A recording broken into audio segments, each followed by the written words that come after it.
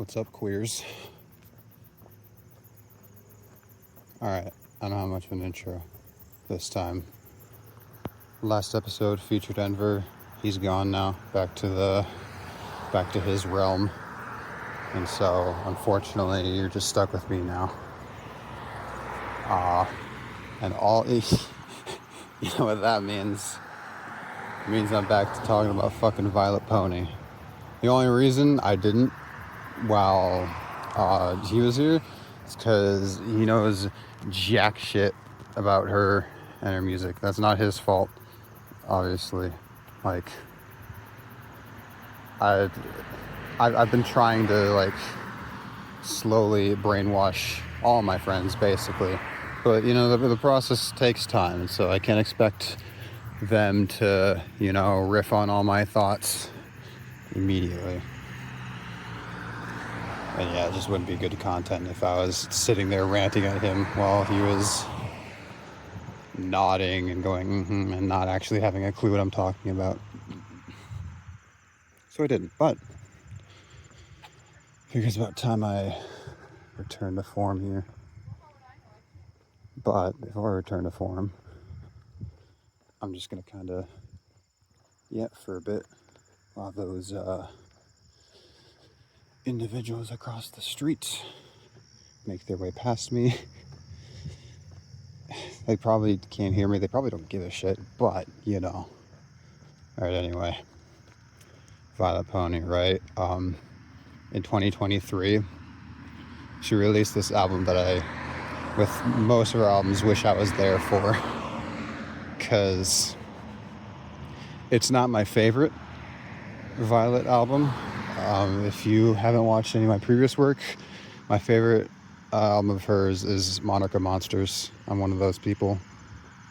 But I think that it's one of the greatest pieces of music that I can, like, think of.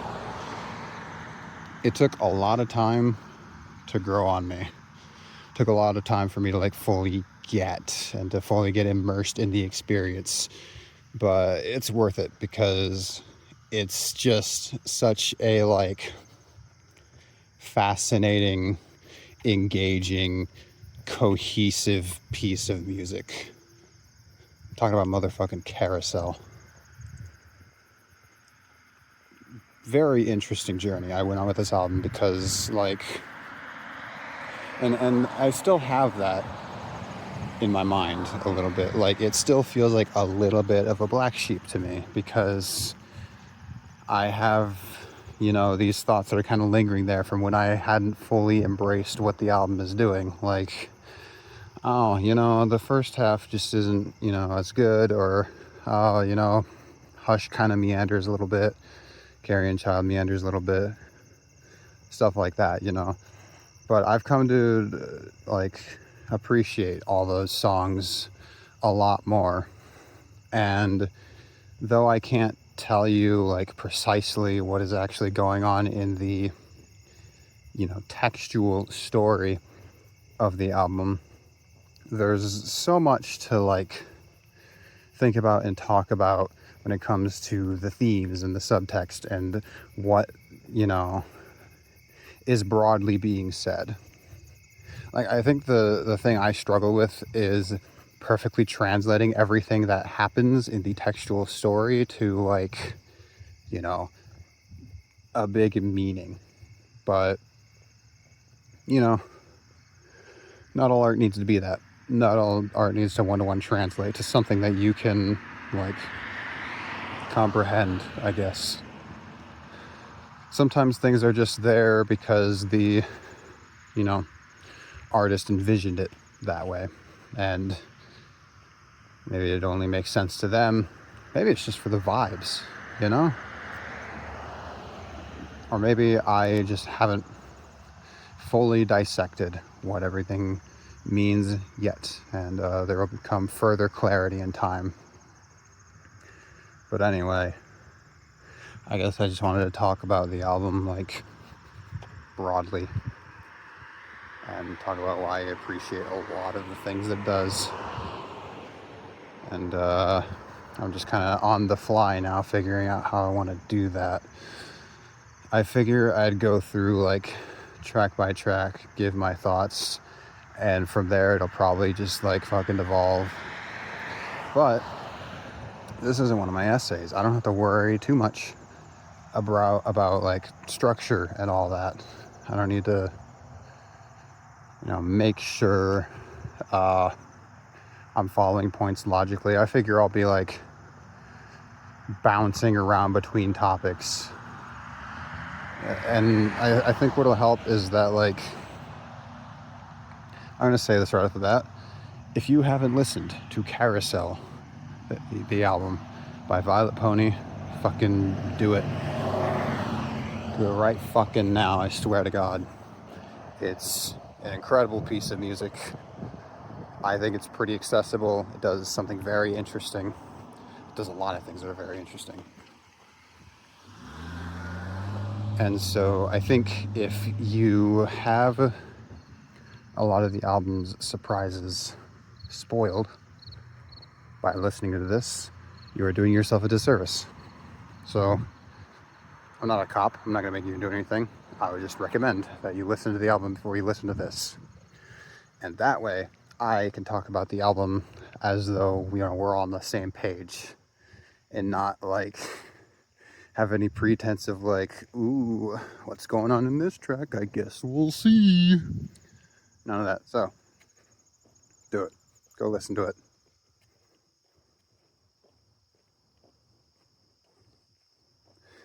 Alright, I did the YouTuber thing. I'm a real YouTuber now. I told someone to go watch or listen to a thing. Then I paused so that, everybody who hasn't listened to it can go do that and come back. And it's like, hey guys, welcome back. Wasn't that great? You might not even think so, because you might be like me and you heard it. It's like, wow, some of that is cool, but like, I don't know. It's kind of whatever. And I don't get it. What's this whole creek flow thing? That's the big thing. What is creek flow? What does all the things that this entity does mean? What is it? Well, okay. I think what does it have to do with this concept of a shadow kind of, that's one of the more obvious things. Creek flow is the narrator, Vylet's shadow. And, from there it gets a little more complicated, but I'll try to explain as these things come up. For now, track by track, baby. And forgive me if I don't remember all the track names, but I think I remember most of them. First track is Let's Fly to the Castle, I'm pretty sure. Pretty positive of that. Just an instrumental track, so I don't know how much there's going to be to say. What I can say is that I really, really like it. It's just a nice, like, chill, upbeat track. And that's a pretty good, like, tone setter for the album. Because, here's the deal. I think Paradise Valley came out before Carousel. And Paradise Valley is more of a chill album. It's like more mellow than the main two albums that I'm thinking of, which are Cutie Marks and fucking Can Opener's Notebook. If you come to Carousel from Cutie Marks, I guess it won't be that much of a shock, but because of, if you can like contrast the two opening tracks, because the things that bind us is a like pretty atmospheric, pretty I guess you could say mellow song, much like Let's Fly to the Castle in a lot of ways. But if you're just remembering Cutie Marks as like a broad experience, you're probably remembering that it was a very energetic album. And so hearing this song in the beginning of Carousel that's almost like contemplative. It kind of sets expectations for something that's a bit more like something that you're gonna kind of have to like sit with rather than something to jam out to. And don't worry, there's plenty of that, but there's also like a thing to that I think will make a lot more sense when we get to a particular track. So the next one, Pony Rock, another really, really good song. Highlight goes to the second chorus.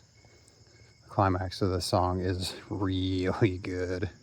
Right, I'm going to be talking about both lyrics and like sound here. I'm just going to be talking about everything. This is just me yapping about Carousel and how much I love it. So, you know, I'd be able to do more lyrically if I had the like lyrics pulled up in front of me, but I'm not going to be doing that. So I'm just going to have to kind of go by memory. The things that I remember about Pony Rock's lyrics is that it like it sets up like a situation for the narrator. It might also establish things like, again, more textually, more concretely, but what I remember most from this song is the line, you know, it's a brand new day today, feels just like yesterday. That's a fairly clear way of saying, like, you know, this narrator is just going through the motions. And we've all been there, right? We've all been just like in the humdrum of life. It's just kind of natural. And not every day can be something new and exciting. Am I going to get wet here? No. Okay, good. I got misted a little bit. It's all good. I'm going a different route this time, which will be kind of relevant. Again, I don't know why I need to be pretending here. Like, the themes of, like, stagnation are set up in the opening track. I guess second opening track. Look, all right. If there is an instrumental opening track followed by, you know, another track, I consider those two to be kind of, like, serving the same function. Like, ideally, the first track as well as the second serve to establish the sound, but then of course it's up to the second track to establish like themes and lyrical ideas and stuff. You know, think The Mantle by Agalloch. In celebration of the death of man is just a simple acoustic track. We're setting a tone, we're setting like a certain like expectation of what the sound will kind of be like. And then, you know, the title itself also does some establishing of themes, but then it's the second track, In the Shadow of Our Pale Companion, which is one of the greatest songs ever written, that really like gives you a sense of what the album is going to be about and what it's going to sound like. We've got a situation like that going on with Let's Fly to the Castle and Pony Rock. Establishing sound, establishing themes and sound with those two tracks, you know? All right, so yeah, you get those ideas of like stagnation immediately. Their narrator, Vylet, has this understanding, has this like awareness that days are just kind of repeating themselves. And again, that's the main thing I remember from that track, aside from the part where she goes, you know, I'll inherit the earth like it was mine, oh mine. I'm pretty sure there's another version of it in there, but it's actually not. Okay, I want to say it's one of the few times that Vylet makes a direct callback to the opening track in the final track. That's not necessarily true. She does that in Monarch as well. But the first line of Creek Flow, the final track, I'll inherit the earth as it was meant to be. Something, something, something. I don't know, perfect memory of this album. You're just gonna have to trust me on all this. But, you know, it gives the album a sense of cohesion. And you can be like, do what I do with all this stuff. And you can see that callback and start pogging, start jumping up and down and stimming and all that. Yeah, in case you're new here, I love that shit. I love callbacks in music, especially if they're meaningful. And if you're doing a callback in music, you're doing yourself a disservice if it isn't meaningful and if there isn't a specific reason you're doing it aside from just pleasing nerds like me. So anyway, I don't suppose there's much else to say about Pony Rock. I like it. It's a good song. Constellation Cradle. It's a fucking banger. This song is a banger. I wouldn't classify it in the same like style of banger as stuff like Cutie Marks, but then again, it's hard to say that because Cutie Marks is such a diverse album. But you know, you think of that album, you think of the songs like Antinymph and Lesbian Ponies with Weapons, probably because those are the two most popular tracks off that album. It's got a much different vibe than that song. And thanks. This song lyrically is, unless there's connections I haven't made, which is very, very possible, the most disconnected from the rest of the album as far as I'm concerned, because it's all about like fame, I guess. I can't really give a good summary because again, I don't have them in front of me, but you know, Constellation Cradle, Carry, Coddle, Label. It's about the superficiality that comes with fame, how an audience has a tendency to, you know, just look at an artist on the surface and perhaps they're like, you know, babying them, treating them like a child that needs to be protected, or perhaps they're simply just labeling and dismissing them. But now that I'm saying that, now it does connect. Of course it does. Vylet Pony, you've done it again. So, okay, what Constellation Cradle does then is gives you an idea of why an artist like Vylet Pony might fall into stagnation. So, have you all ever heard of this phenomenon called Flanderization? It refers to what happened to the character of Ned Flanders in The Simpsons. I'm going to go down this way. It looks dark and interesting. Which is also relevant to this album. So Ned Flanders in The Simpsons, as far as I'm aware, because I haven't watched the show very thoroughly, was actually a fairly nuanced character in the early seasons, you know.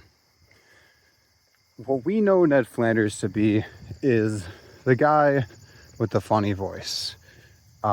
He's very chipper and very friendly, and he's you know, the idyllic version of a Christian family man. But, you know, he evidently had other qualities to him, and I know there was one episode where he flew off the handle and chewed a bunch of people out because he just had enough. I know of this because of a YouTube video where that whole rant of his is turned into a Spotify playlist. It's pretty funny. But anyway, the phrase comes from the fact that as the seasons went on, those nuances were ironed out to essentially just make him a caricature of that character. The traits that people most knew him for were then the only traits that he had. And that happens to artists like all the time. An artist eventually becomes known for a particular thing that they do.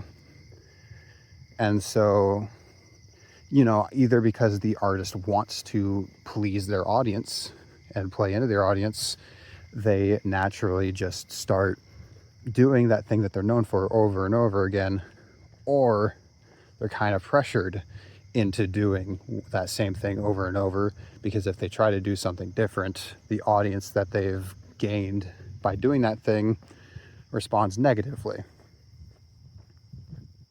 Do I need to give examples? Like, fucking, if you're a metalhead like me, you've seen countless times a band tries to go in a different direction, the fan base freaks the fuck out, says, hey, we want the old stuff back.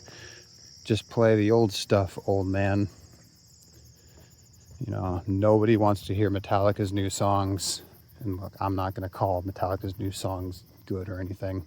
Frankly, I haven't listened to a lot of new Metallica, but that's what's been happening. And so I wouldn't blame them if they just stopped making new music, just went on tour to play their old stuff. I don't think they lose sales or anything. But the easy example is Opeth. Because Opeth did this thing where they started out as almost like just a slightly experimental black metal project with Orchid and Morning Rise.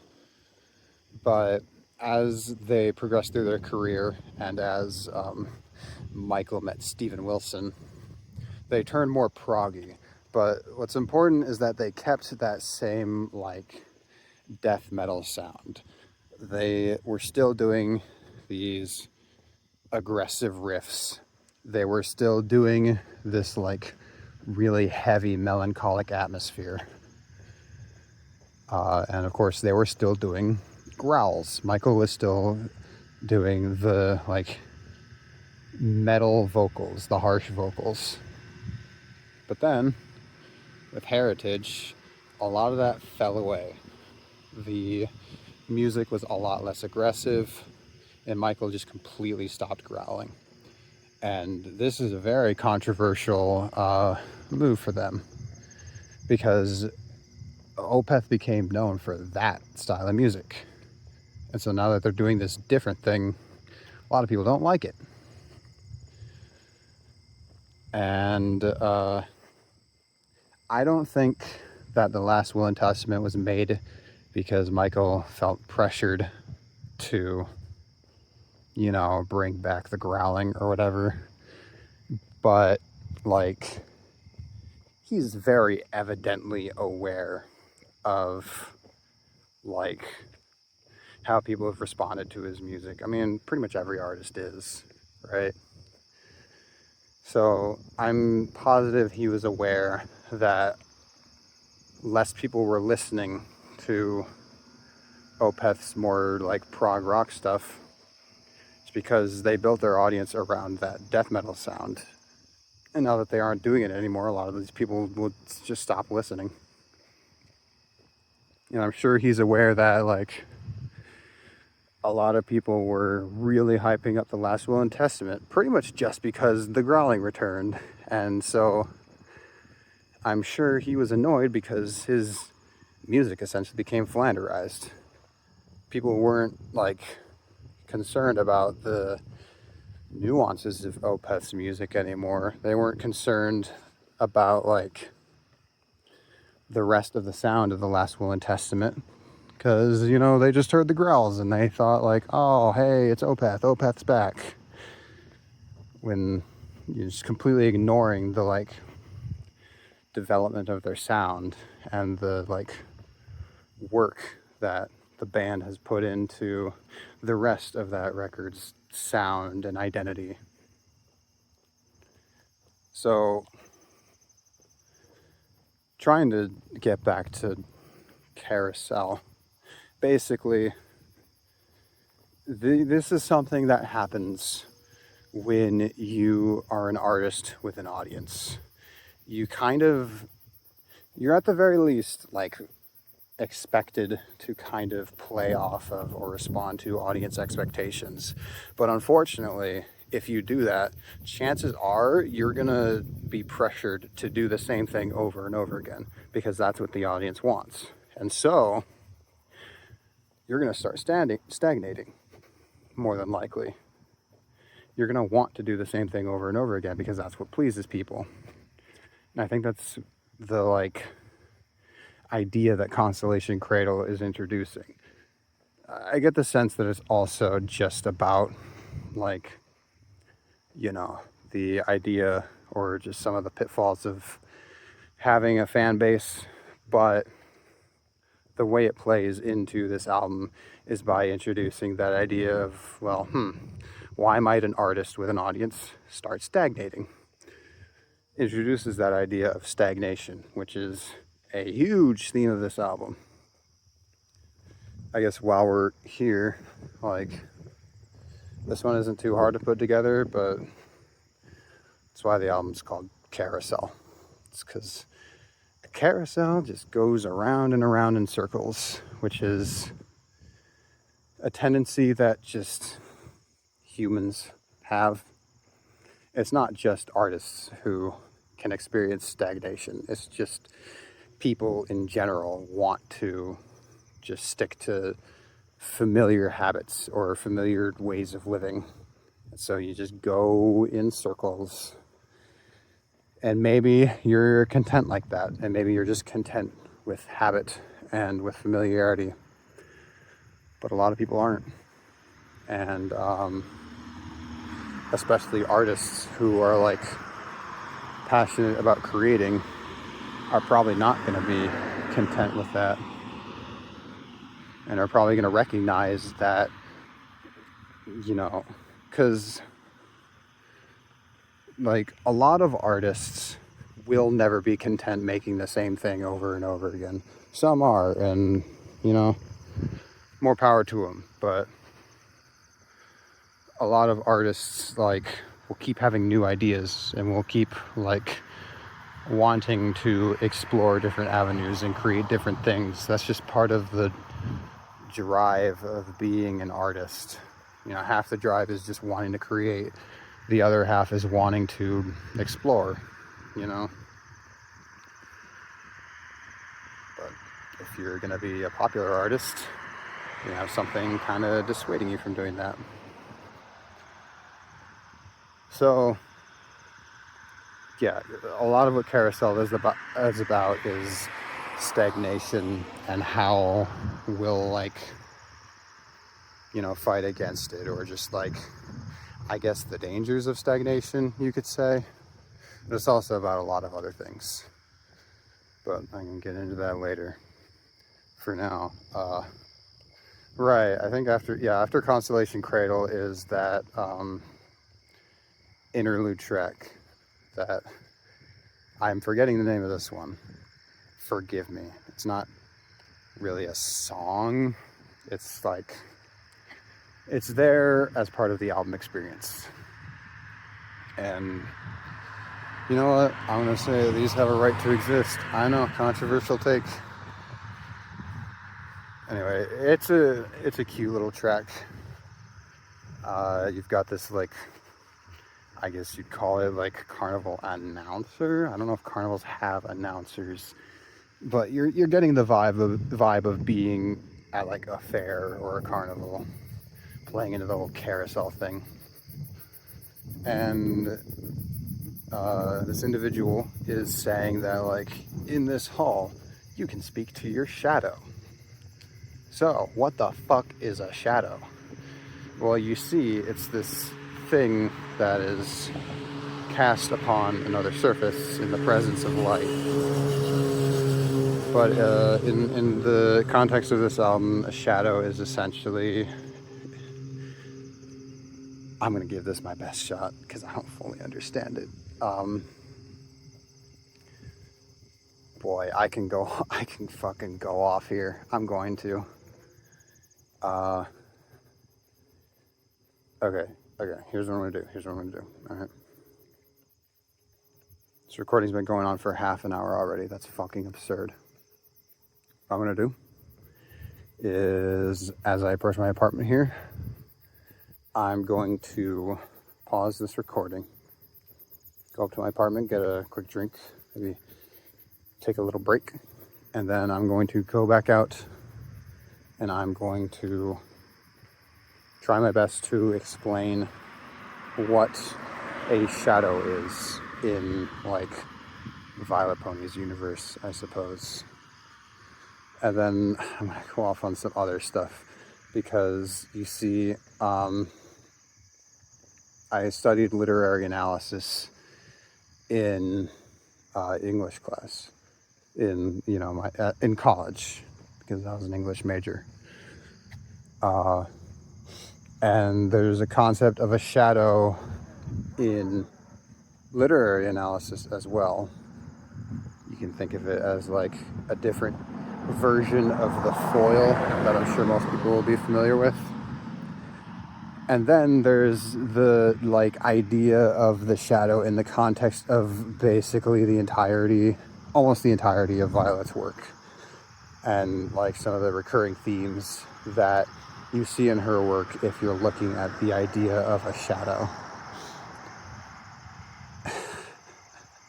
And then you can compare that to the experiences of being mentally ill, and there's just a lot. And I feel like while I'm near my apartment, I might as well take a little break so that I can be prepared for this rabbit hole that I'm about to go down.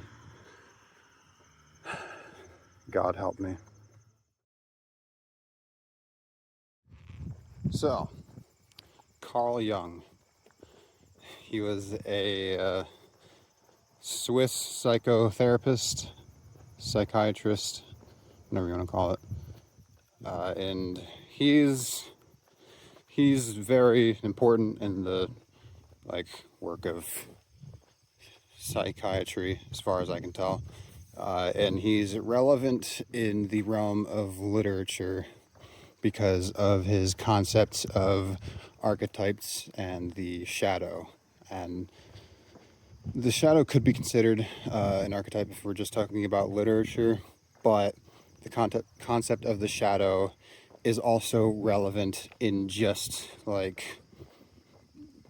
psychoanalysis, or the understanding that you come to about yourself. So Carl Jung's, I think it's just Jung, I don't know. I'll have to have Enver tell me. His idea of the shadow, as far as I can remember, you must forgive me, I'm going off of several year-old knowledge, which is frightening to think about. But anyway, the idea of the shadow is just a negative reflection of yourself, essentially. A shadow embodies all of the things that you are not. It's like your opposite in a lot of ways. So, I don't know, if you're a good person, it's a dick. If you're shy, it's confident. Stuff like that. I'm sure you could do things that are a lot more nuanced than that. And, if you go deeper into it, it'll be a lot better in understanding yourself. Because, well, okay. Psychology is a very complicated thing. I want to say, if your shadow is a good person, then maybe you should think about how you can strive to be a good person. That's easy to say, but it's not easy to do, because there are a multitude of reasons why a person is the way that they are, and you have to get into all of that. But anyway, what we're worried about right now is that there's this broad idea of a person's shadow being a reflection of themselves, often embodying traits that they don't have traits that are opposite to theirs. And I think this helps in understanding the idea of the shadow in Vylet Pony's work a little bit more, because from what I have gleaned from like reading some of the descriptions of the Carousel songs and of reading the comic that Vylet has drawn and written, Creek Flow is not exactly the opposite of Vylet in every respect. What the shadow is described as in the interlude song is just this like being that is attached to you your whole life. And so it knows you basically better than anyone else. And normally it's this thing that's out of sight and out of mind. But in the context of this album, there's this thing that allows you, or I guess in this case, the narrator, to talk to it, which you can't normally do, as far as I can tell. But like the whole thing of Carousel is that Vylet's shadow, which is a thing that's supposed to be kind of just in the background.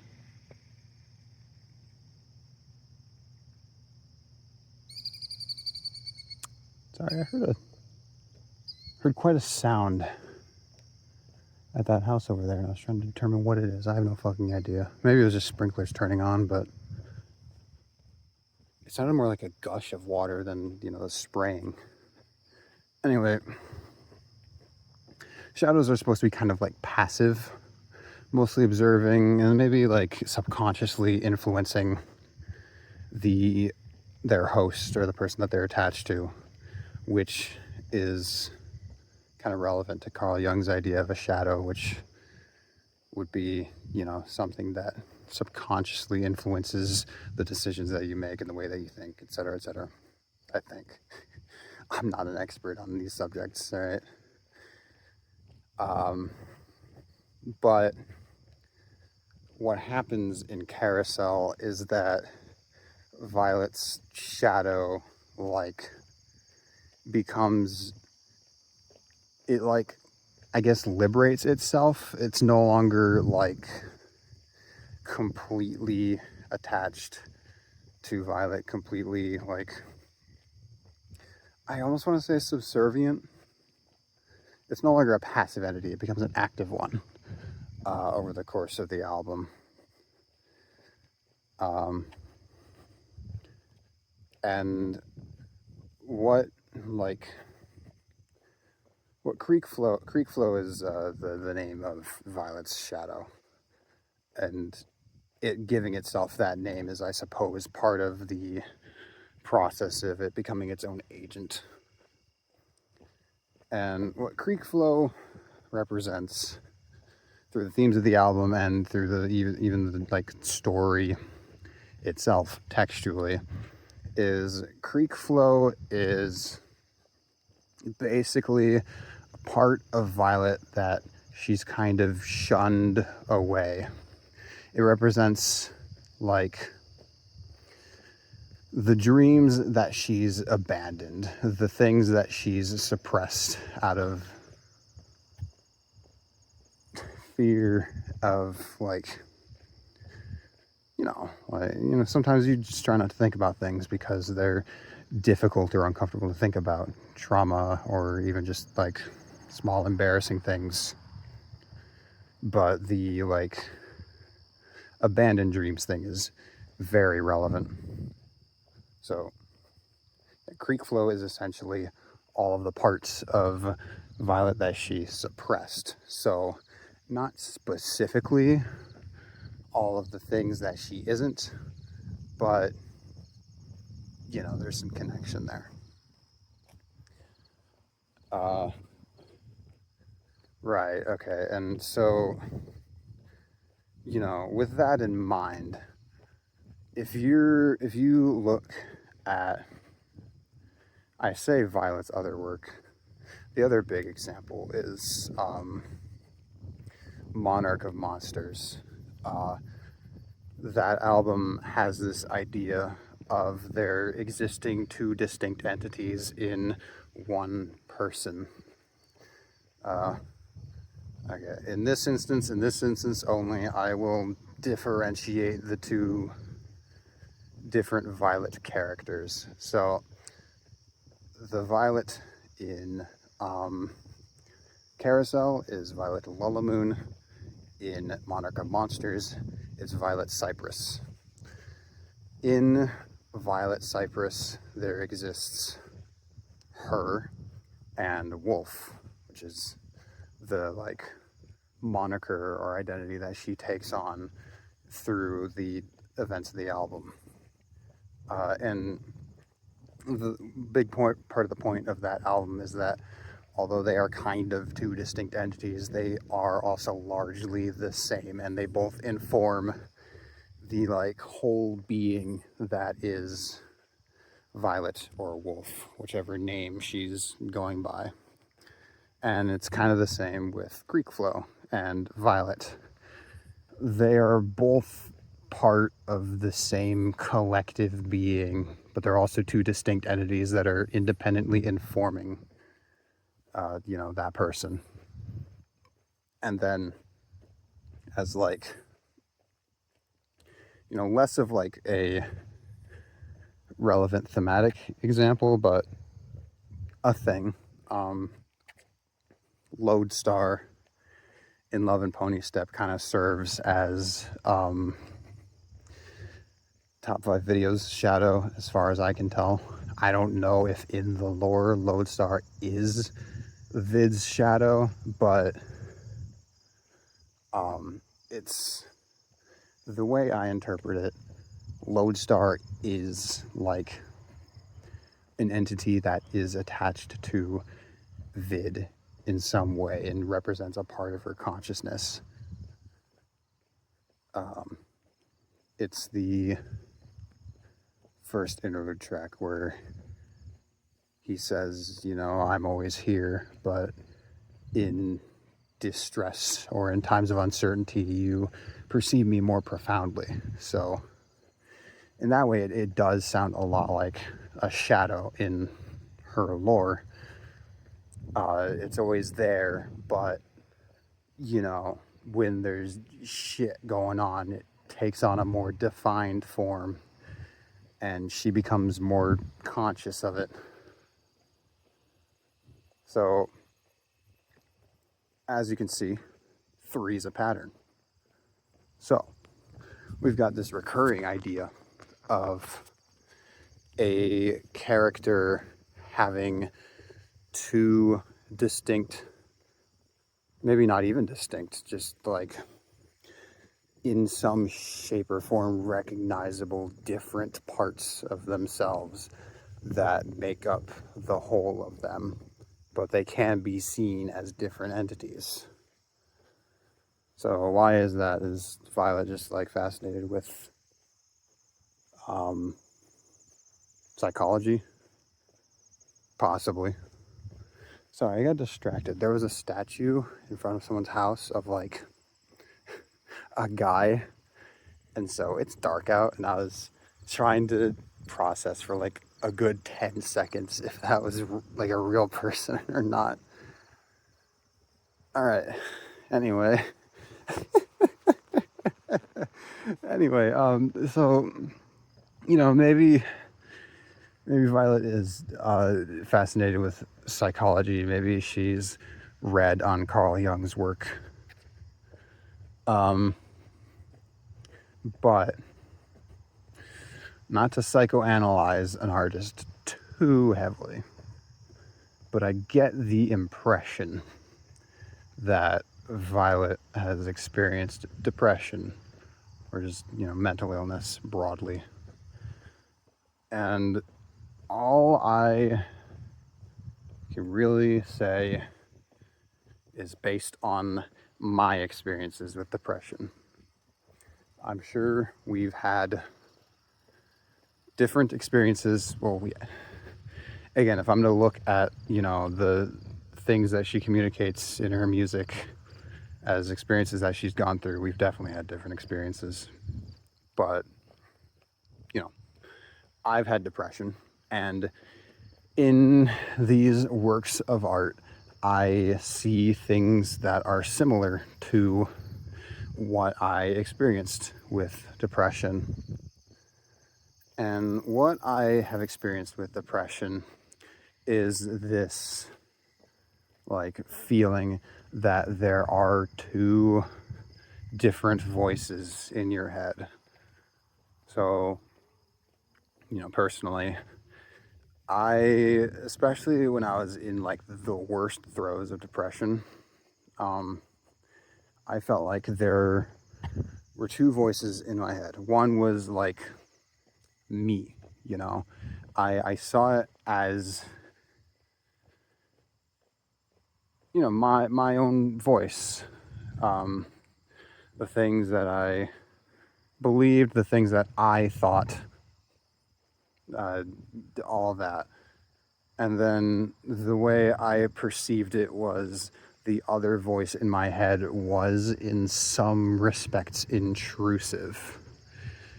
And this other voice was very, very malicious, very negative. What it always did was it tried to put me down, to try to convince me that, you know, I'm worthless, my friends hate me, life sucks, etc. It was just a very negative presence. And, you know, I perceived that as a foreign thing. But then the more it, like, said those things, and the more I started to truly believe them, the more those thoughts less so came from what felt like an intruding voice, and more became just things that I started coming to believe or internalize. And so you could say that what started as two distinct entities became one, I guess. But even when it felt like it was an intruding voice, like it was still my brain, you know, it wasn't actually like a separate thing that had invaded my mind. It was just my mind. You could say that it was depression that was manifesting itself in that way, and depression might be considered a like separate thing from what I perceive to be me, but it also isn't. You see what I mean? It can be hard to like completely separate the two, I guess you could call them, entities. At the end of the day, it is all just my brain, but I'm perceiving these different aspects of myself as two separate entities, even though it's not like technically true. But, you know, our brain does stuff like that. And you could consider like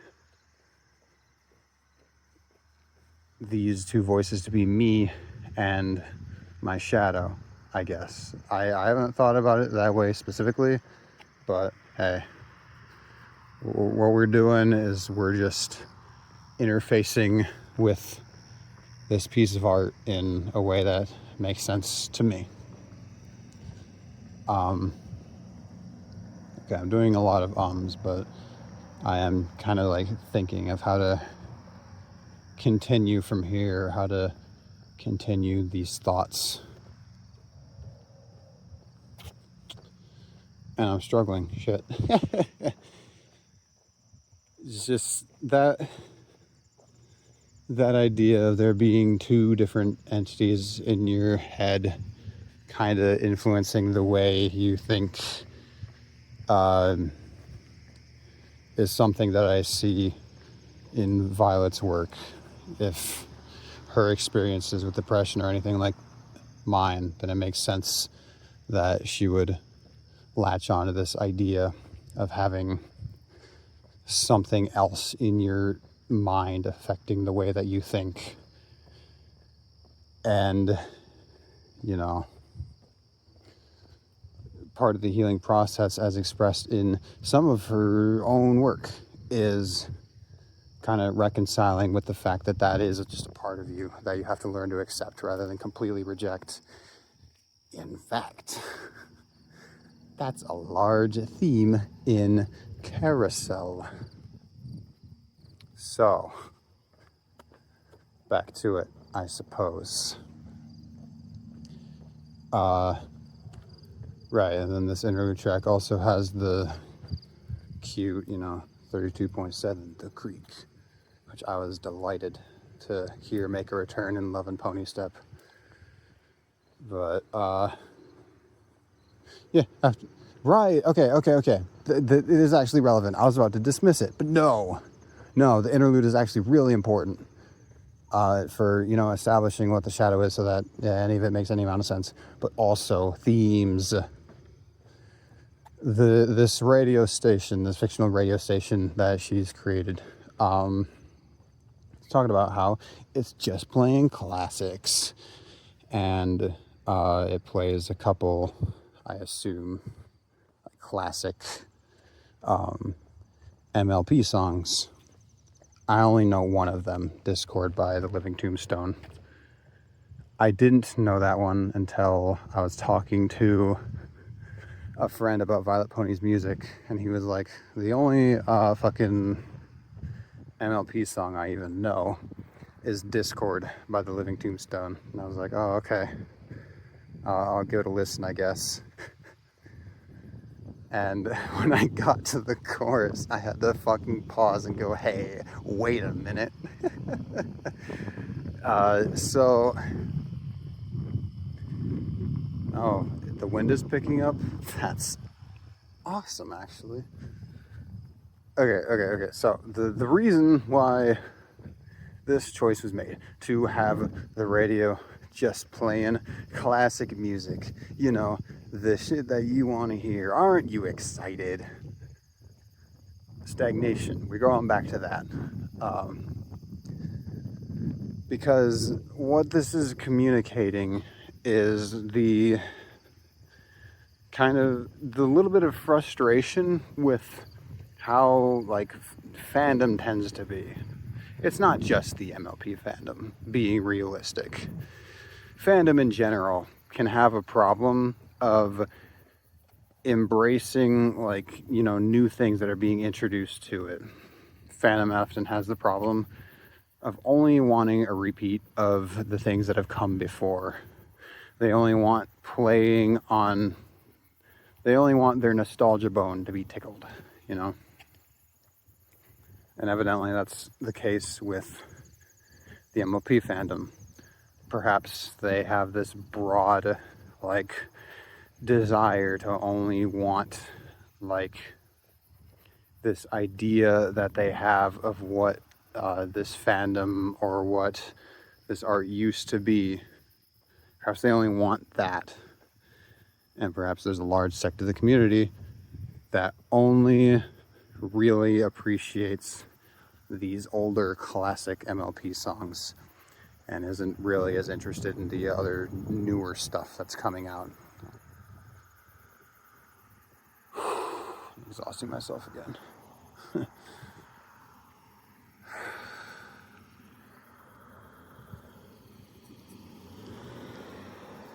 I almost want to walk through this church parking lot, but I'll take a little look. I'll keep my distance. I don't want it to look like I'm trying to break in. Sounds like someone's breaking in. Gosh,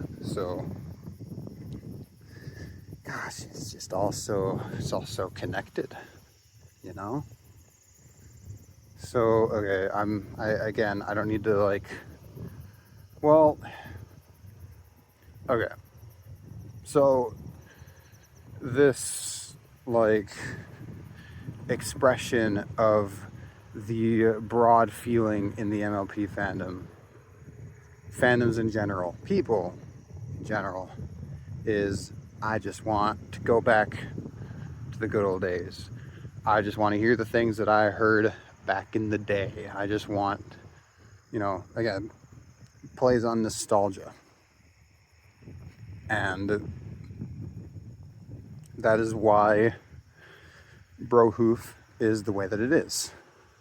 So Brohoof is a song that was likely something very...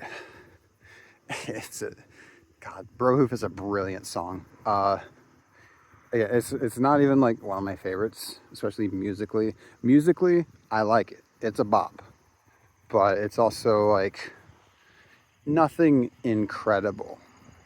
IMO. But in the context of Carousel as an album, thinking about what it means thematically, thinking about what it means metatextually even, it's really brilliant.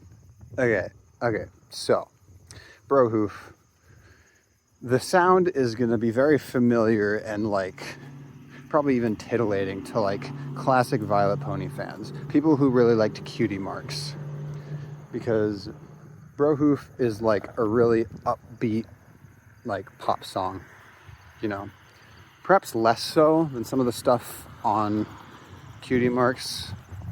Like, I wouldn't consider it hyper pop, like something like Lesbian Ponies with Weapons, but it's most definitely returning to that like pop sound. And hey, you've even got like concrete references to My Little Pony. That wasn't the case for the rest of the album. I mean, you've got Pony Rock, but Brohoof, it's like, oh, that would have been like a thing in the MLP fandom, as far as I'm aware. I don't know. And you've got sound bites from the show. It's, saying, hey, look, it's MLP stuff. It's stuff you're familiar with. And, it's just setting up that foundation of familiarity, just superficial plays on nostalgia, getting you comfy, basically. I'm probably going to go somewhere else. I'm like really close to this road here.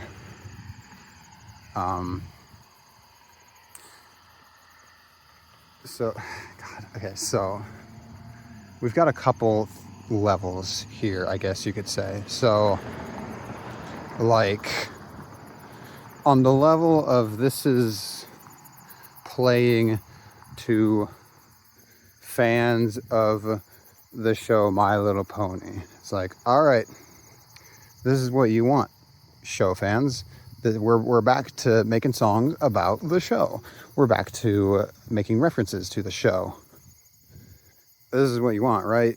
Because hey, it's like Cutie Marks again. We're making references to the show. All right, you know what? This is what you want. I guess I'll just keep doing this. If you are a fan of Vylet's old sound, or even just the sound that she would have become most known for thanks to Cutie Marks' popularity, this really upbeat pop stuff. It's like, all right, I'll give you more of that. Here's a really upbeat, almost like coyly optimistic pop song. It's just about like fucking partying and dancing and having a good time. Help me get groovy. That's just it.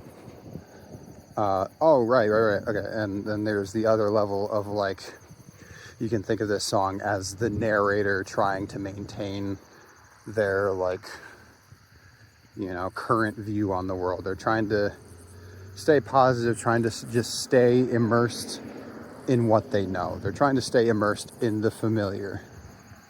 But in all three of these levels, there's something not quite right. Something's making me lose control. Oh, okay. Okay, so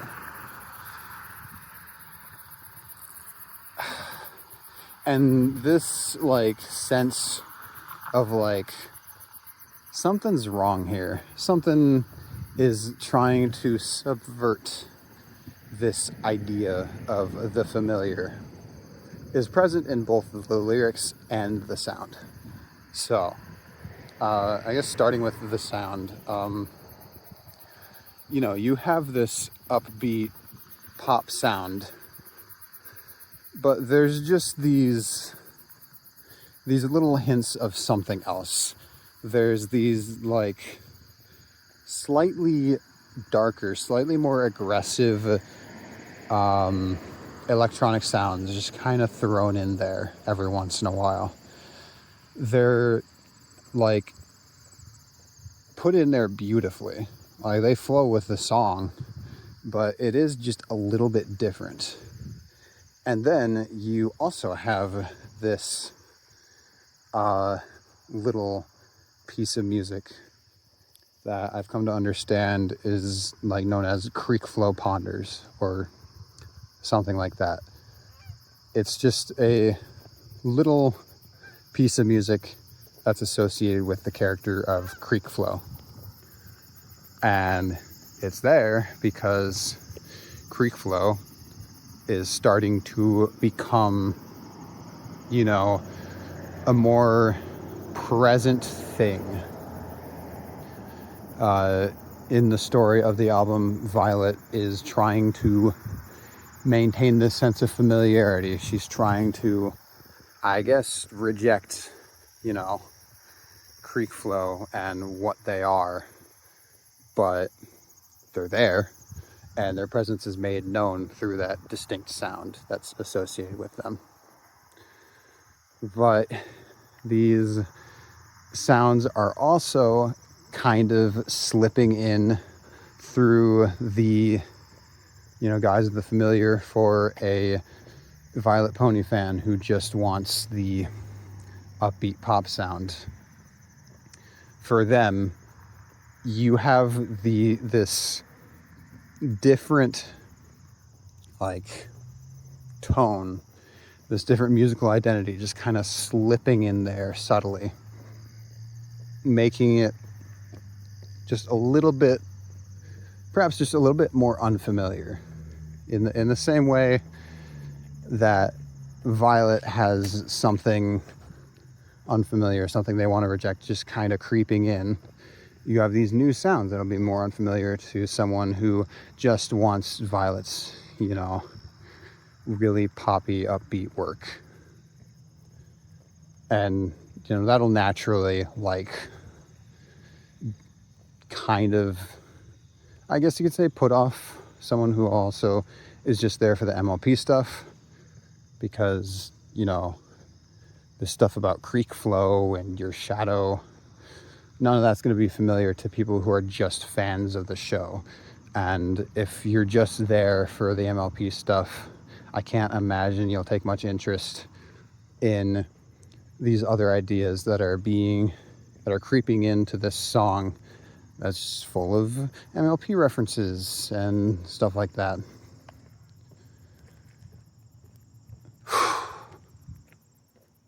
The lyrics too. You know, lines like help me, help me, help me get groovy.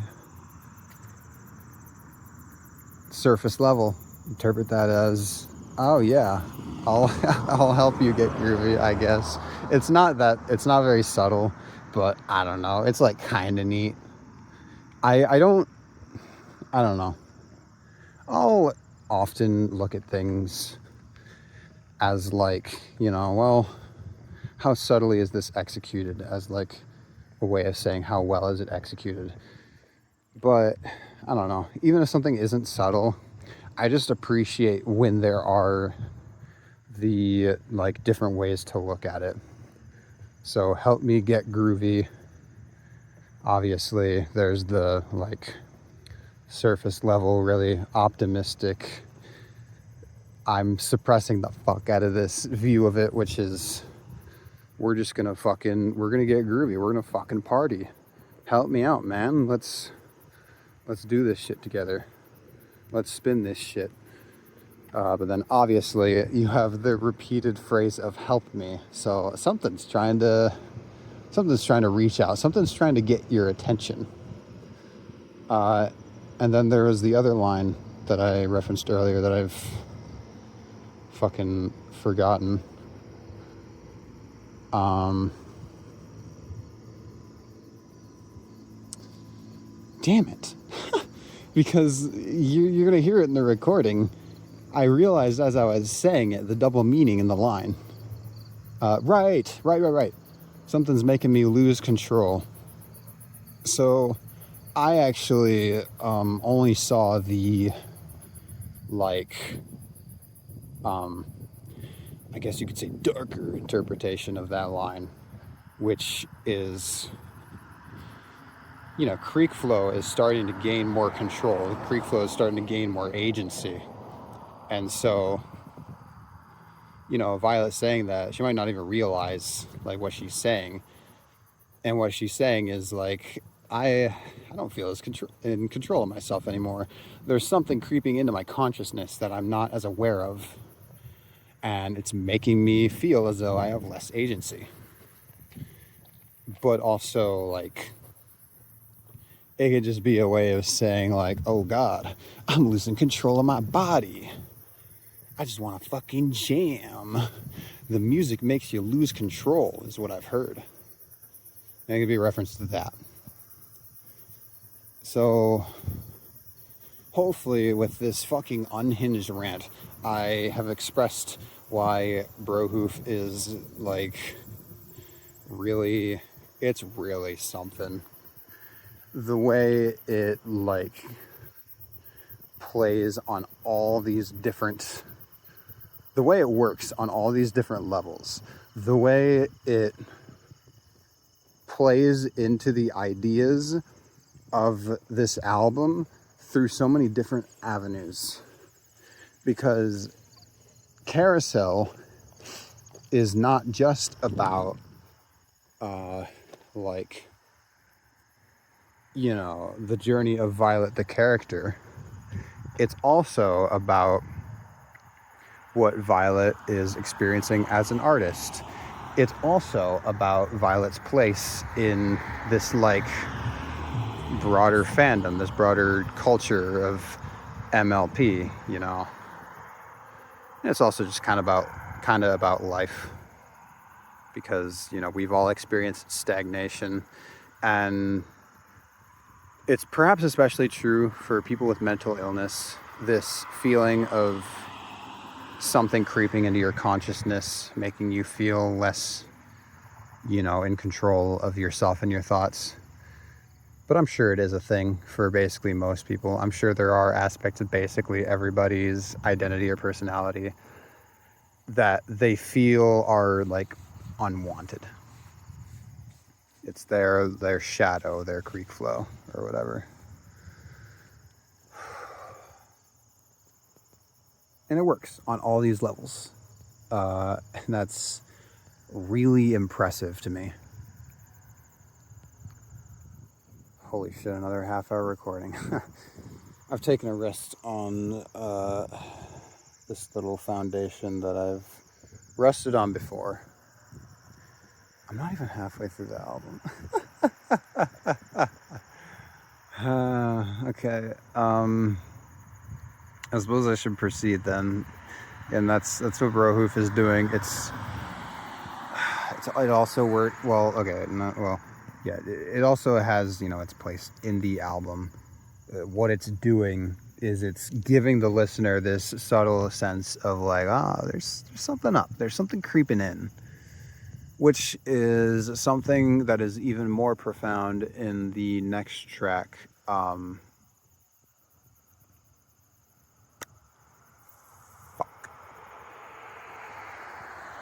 No. I got it. Because I've been listening to this song a lot more since, like, coming to understand its place in the album and what it's, like, doing. Oh, God damn it. I have forgotten its name. It's a really fucking good song. It's so good.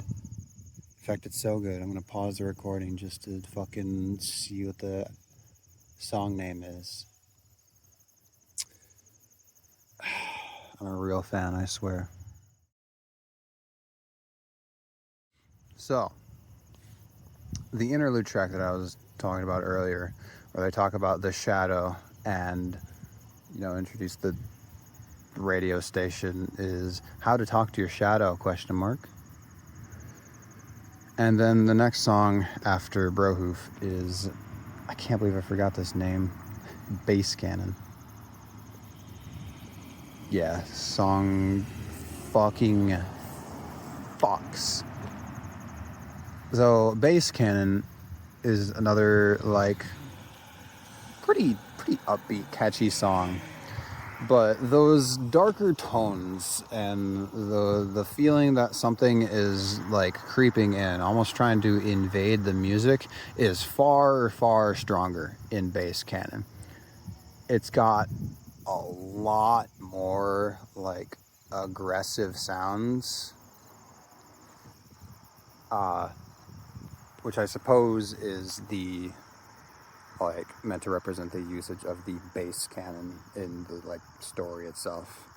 Now that's something that I'd have to think more about. I don't precisely know what the like bass cannon represents, if you want to look at it as a symbol. I don't precisely know what exactly happens in the story, like even like subtextually. I don't know what it represents. Textually, I don't know what precisely it does. So there's not much of that I can speak on, but you know, listener experience, it's giving you the even stronger sense that we're transitioning to something else here. Something else is going on. There's something more to this album. This like cozy familiarity that Brohoof was establishing is degrading further and further. This upbeat tone that the album's kind of had up to this point, with only those hints of melancholy and hints of darkness, is starting to fall away. That is something that I know exists in the story. The bass cannon is used by Vylet, I believe, to like break down a wall of some kind.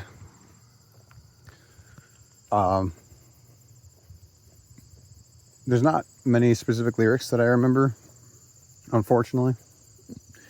I know there's a line that goes round and round it goes, so I don't know, that one's pretty evident. All I can really say is that the sound of this song is so fucking good. Vylet's sound design is immaculate all the time, but I don't know, something about the noises on this one, right? And there's like this air of chaos to this song too, because you know, Brohoof has a fairly basic structure. It has clear verses and choruses. It has like an extended outro, which is a little unusual, but nothing that crazy. But then you have the verses in Brohoof like interrupted by these moments or these bouts of just like noise, I guess you could say. And also, I just needed to say that the first drop of bass cannon, that noise, I guess you could almost call it like a vibration, it tickles my brain. I love that shit. I almost listened to the song just for that. But I also listened to the song for that final drop that plays through to the end of the song. Again, I had trouble like really coming to terms with these songs, to fully like embracing them and what they were like. I kind of dismissed most of the former half of this album as like not all that engaging. And I still prefer the second half, but there's a lot to appreciate with the former, not just because of, you know, what it does in the context of the album, establishing this familiar upbeat sound that is then like subverted to communicate the themes of the album. They're also just good songs. And it's a little, you know, I feel a little bit embarrassed to admit this, but, you know, understand that I'm a newcomer to electronic music. My thing is metal and prog. And so listening to the final drop of Bass Cannon, at one point I just kind of thought, this is kind of like a breakdown in a metal song. It's like those rare instances where a metal song will end with like an instrumental breakdown. I wouldn't call it a breakdown, but what is the song? Into the Wilderness by Gojira. It's that kind of deal. The entire latter half of that song is like just one riff.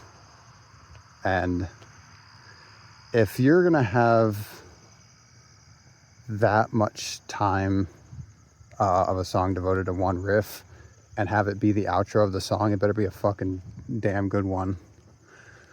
Luckily it is. That song fucking rips. And so I just kind of thought of the ending of Bass Cannon like that, and then it just kind of clicked. And so I think the outro to that song is really good. And it plays right into Crush, Kill, Destroy, Swag. It's a name. So yeah, the problem with these couple of songs is that I don't really know the lyrics all that well, unfortunately. So all I can say is that in Crush, Kill, Destroy, Swag, the remainder of this familiar feeling, this comforting, like lightheartedness is kind of broken down. These darker tones are emphasized even more, and it culminates in the finale of the song, which is just this like quiet, understated, I don't know, like long passage with this pulsing bass and hushed vocals. You kind of get the feeling that you're entering like another space, because again, the whole idea is to tear away this feeling of comfort, to slowly transition you into this other sound, this other like sonic identity.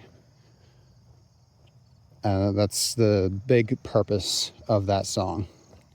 Fortunately, there's not too much more I can say other than you need to listen to the like last parts of that song with a good speaker system, because you know, that pulsing bass I referenced, it hits if you have a good sound system. I am only able to experience these things every other Saturday. I have a part-time job as a delivery driver for a grocery store, and the vans that they give us delivery drivers actually have pretty damn good speakers. And so hook up Bluetooth. One day I put on Carousel, and god damn, that, yeah, you just get more like immersed in the sound. Now, I couldn't get fully immersed in the sound because I'd be pausing every 5 to 10 minutes to get out of the van, but you know, it sounds a lot better. It sounds cooler. It just sounds cooler. And that's what matters at the end of the day. All right. Carrion Child. Yeah. Okay. So, yeah, Carrion Child is the turning point of the album. The bass, Cannon, Crush, Kill, Destroy, Swag. Great songs in their own right. In the context of the album, what they're doing is they're slowly kind of, I guess, easing you into this idea of like, oh, this album is going to be doing something else. It's to like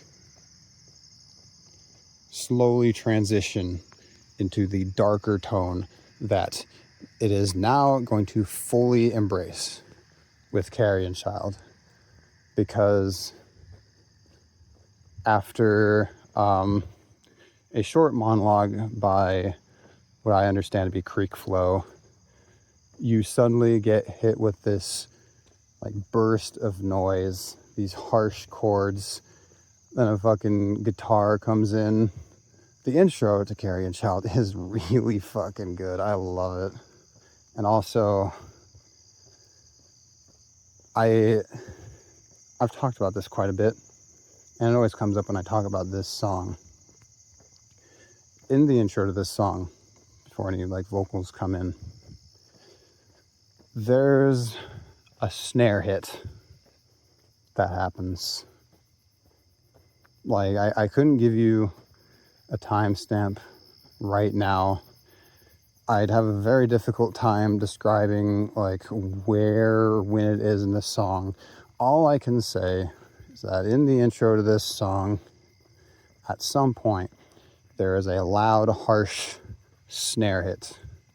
And I'm obsessed with that sound because, like, again, I'm a metalhead. And that snare hit definitely works in the context of that song. It works really well. It's a like harsh, sudden noise. It's meant to further displace you if you were immersed in the like, I guess, happier, more upbeat sound of the prior songs. But also, as a metalhead, I'm thinking, wow, I want that snare sound in fucking everything. I want more snares to sound like that because it sounds fucking sick. The only album that I can think of that has something similar is You Won't Go Before You're Supposed To by Knocked Loose. The snare on that album sounds kind of like that. And it's fucking sick. Yeah. Well, that's the highlight of the song for me. It's also just a really good song.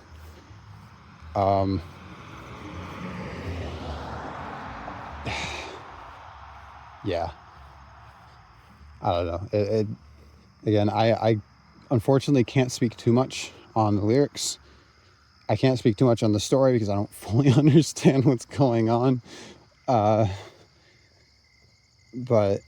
the point of Carrion Child is to finally fully disrupt what was established before.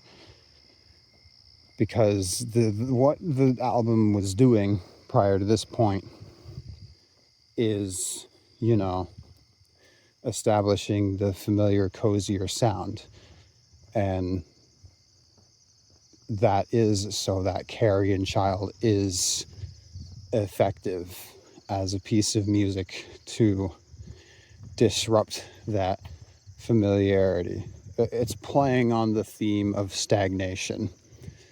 You can stagnate, you can like linger in that sound, these familiar like themes or sounds, or like even concepts if you want to look at it from the lens of, you know, being an MLP fan.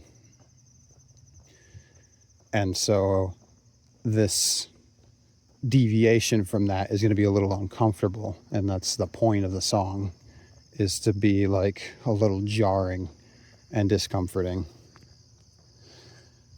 And to clarify, like,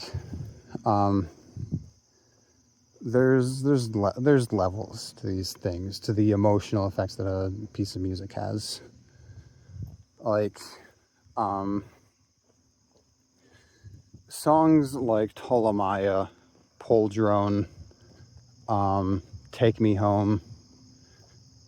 These are songs that can make me genuinely, like, legit uncomfortable.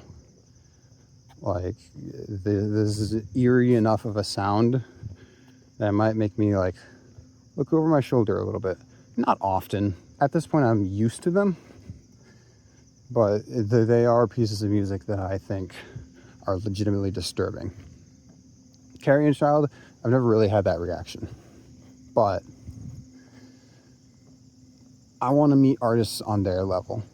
I recognize that the intention behind this piece of music is to disrupt familiarity and be a little uncomfortable. And so that's how I'm going to describe it.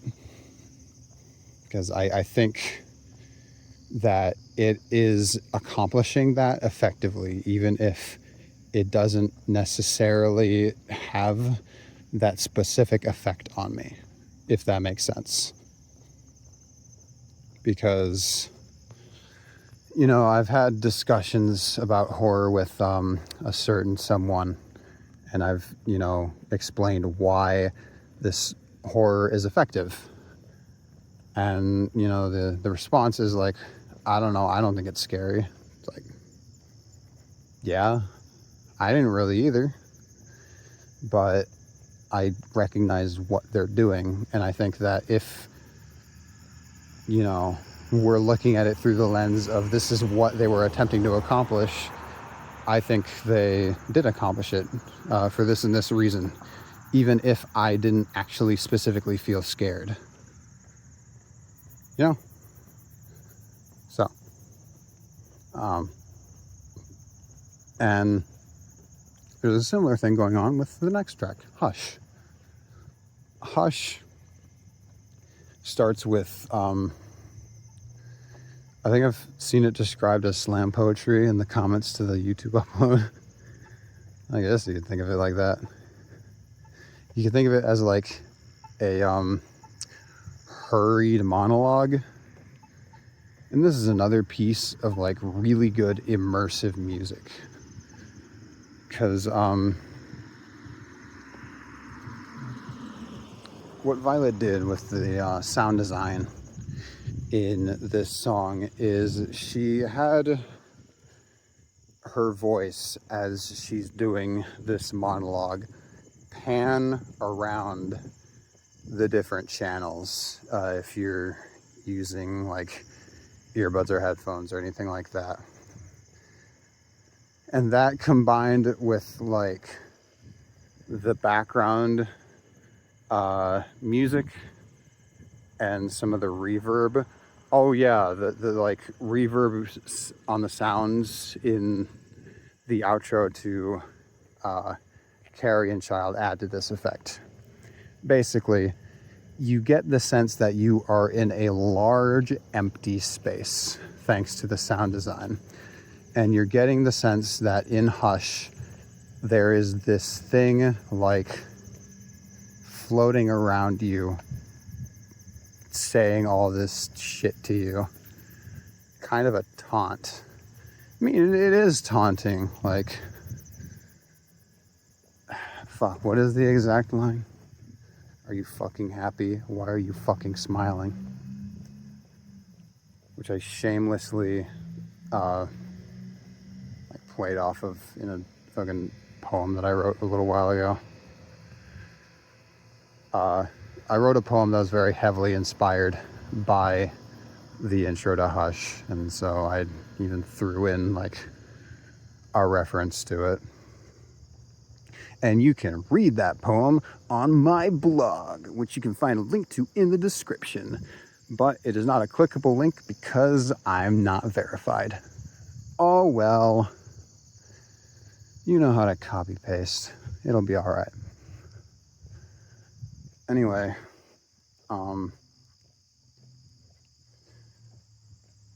yeah. So, you know, Hush is furthering the story, furthering this darker sound, this darker atmosphere. And I hesitate to say that, I hesitate to still say that it meanders as a song, because I've only grown to appreciate its sound more, and I've grown more used to, I guess, its length. It's like 7 minutes long. And, you know, sometimes long songs take a while to appreciate. They do often take longer to appreciate than, you know, a shorter song, usually. And so I've grown to appreciate it more and more. I begin to think less and less that it uses its time unwisely. But I don't know, maybe there's a little bit of that left. That being said, still a great song.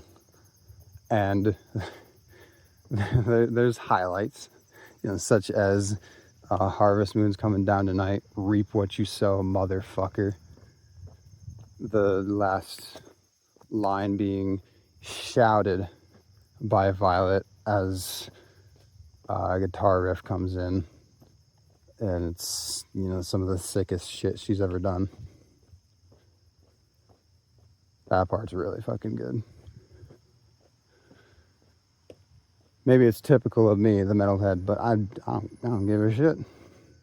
I think it's cool, so whatever.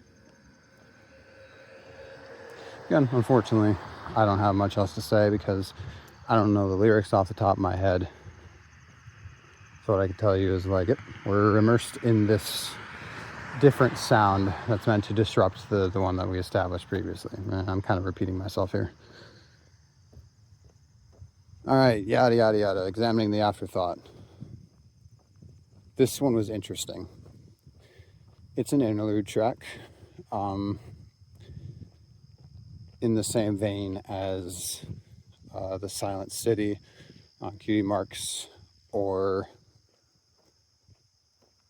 the one in Girls Who Are Wizards that I'm forgetting the name of.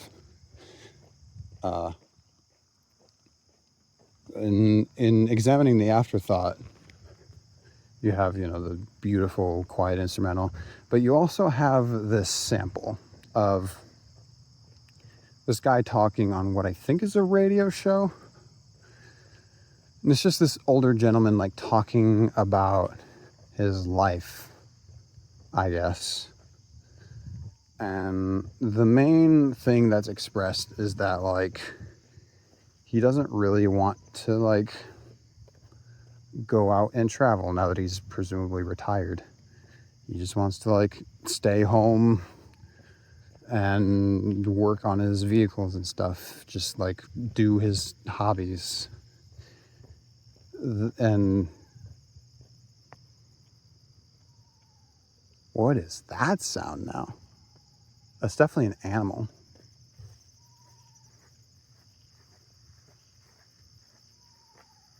I hope that's picking up on the recording. I'm trying to, like, be quiet so that you guys can hear it.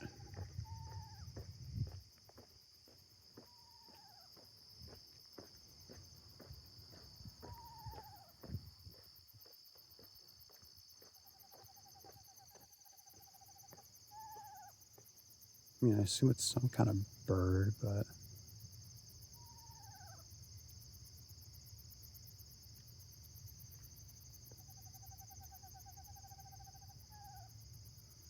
I'm going to try to get a little closer.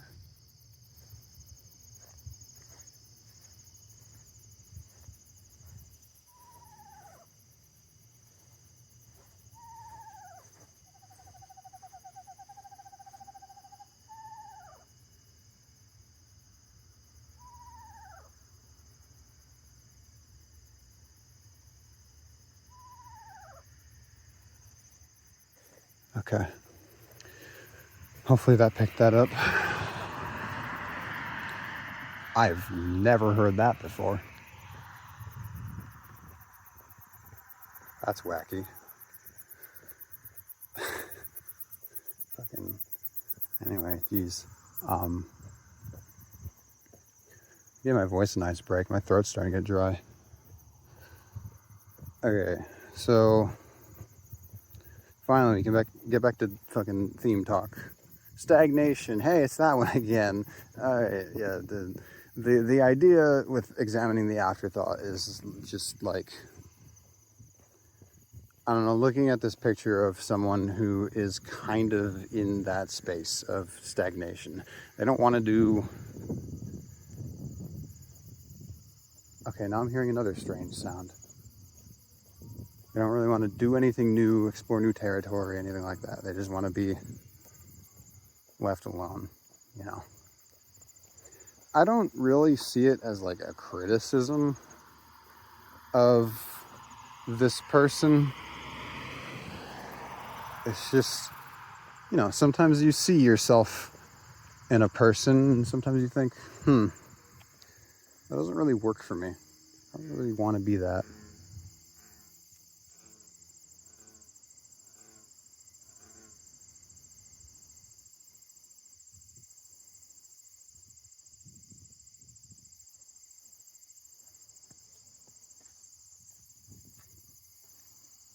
Just kind of waiting to see if that happens again, that sound.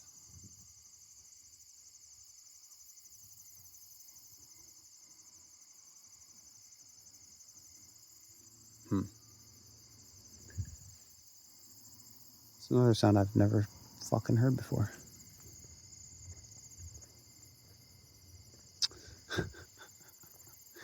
Crazy. With that one, I'm by a body of water, if that helps in identification. Yeah, so.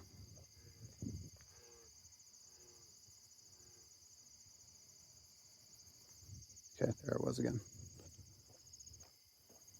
And I'm hearing it by this other body of water across the street now. All right, 1 second. I'm investigating. Oh, I'm investigating as much as I'm comfortable with. Again, it is quite dark out. I don't want to upset any critters.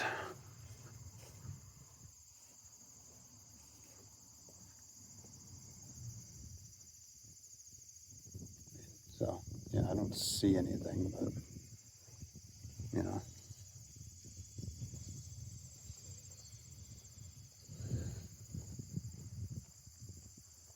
Oh, I think that's some kind of bird there, maybe. Maybe that's just a fucking, like, piece of wood sticking out. Huh?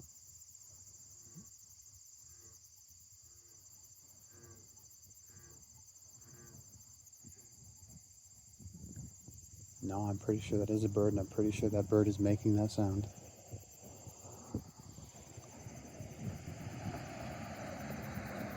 Yeah, that's definitely a bird.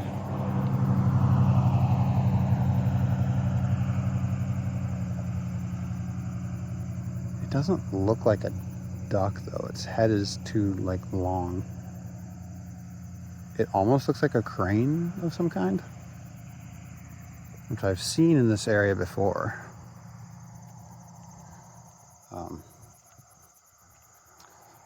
Okay, maybe that'll be the last time I get sidetracked, am I right?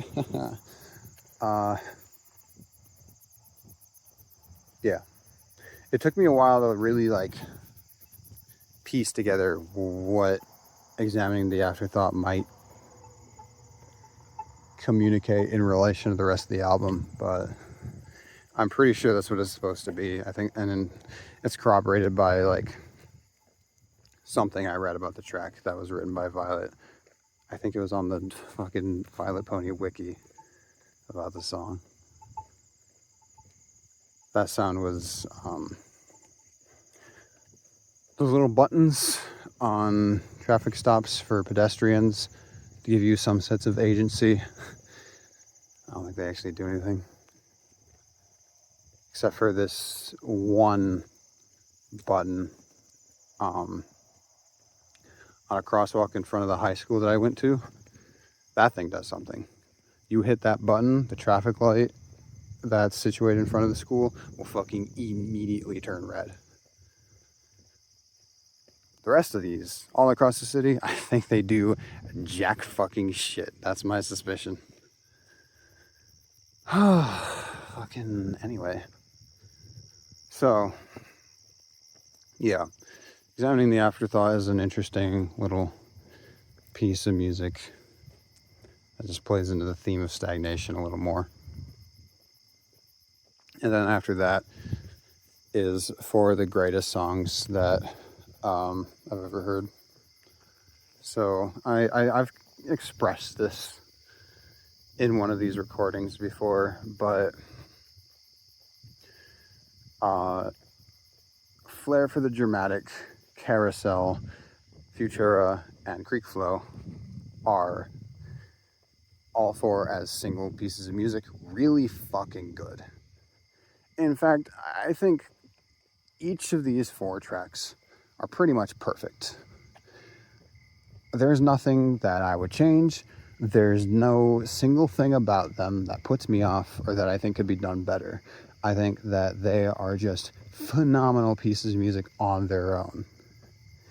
And then collectively, that like 20 minutes of music that they comprise, probably my favorite ever. You know, I can't say that like those four pieces of music are my favorite album or favorite EP because, you know, there are four songs on an album, but I think that these four tracks, because on the album they transitioned into each other, I can like really confidently say are my favorite piece of music if you consider them collectively. Because not only is each individual song a journey in and of itself, but like as a piece, they create this really engaging and emotional journey.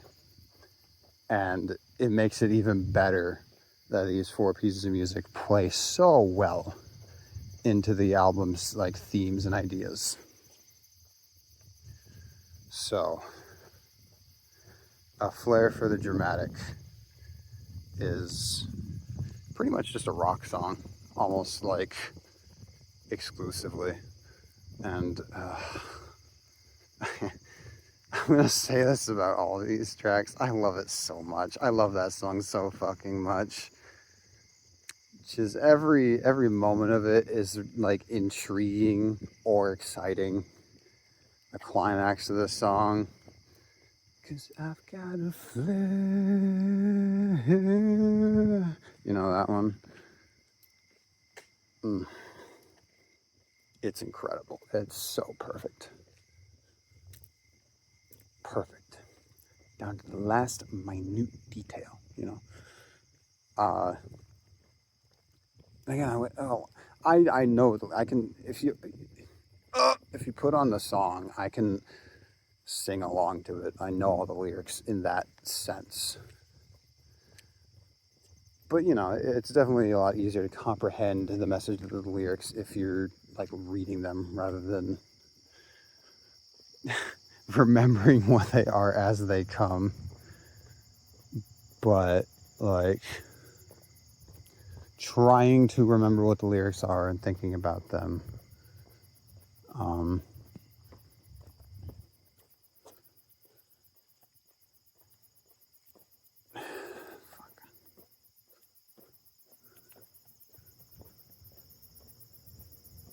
In the ways of all you've known, you never spread your wings and fly. So, you know, I'm just fucking thinking of the lines off the top of my head, and that one is, you know, talking about not experimenting, not going out and like not taking a risk, not extending yourself out into the uncomfortable. it's about, stagnation. What? On this album? And I wish I could say more than that, but see, I thought I'd have like more meaningful things to say about the lyrics to these 4 tracks, but unfortunately I'm not remembering them as well as I thought. I don't think I'm going to be able to make like specific references to lyrics as evidence of my claims about the themes of these songs and what they mean. I think I'm just going to have to go broad.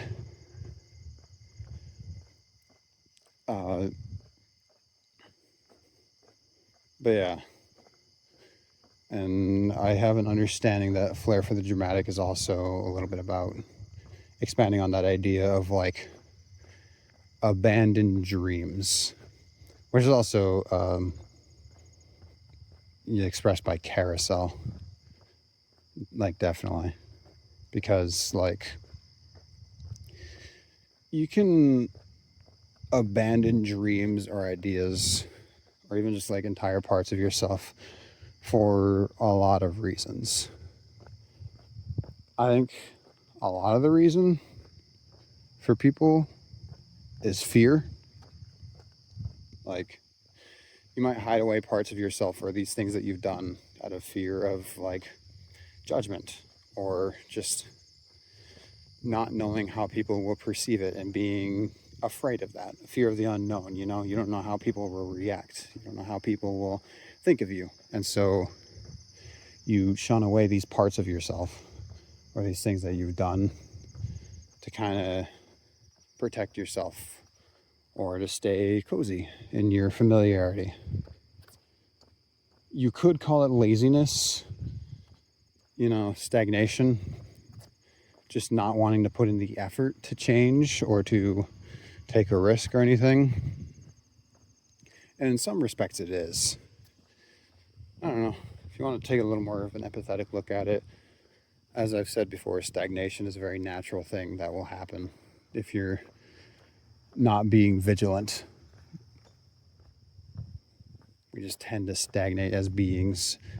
It's like the neutral stance, right? We will stagnate unless we do something about it.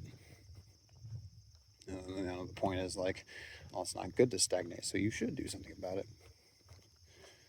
But yeah, I think I've said that a few times when I'm trying to figure out how to like segue. But yeah, again, now that I'm here, now that I'm talking about the songs, I wish I had more to say about Flair for the Dramatic. It deserves it. All of these songs deserve like essays written about them, but like, what would I know about writing essays? Carousel. For a long time, I've gone back and forth about considering this song a straight up masterpiece because it's one of the most beautiful songs I've ever heard in my fucking life. The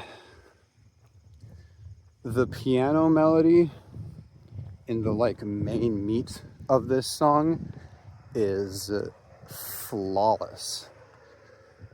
The piano part for this song is so fucking beautiful and engaging that you can record a shit post over it, as Vylet has done, and I'll still be thinking, damn, this piano is fucking great. Like, and the vocals too. Oh my god, the vocals. The vocal melodies, the delivery of all of it, the vocal harmonies that come in the background in the like final verse. Flawless. I don't know what to say about these, like the sound of these songs, other than just like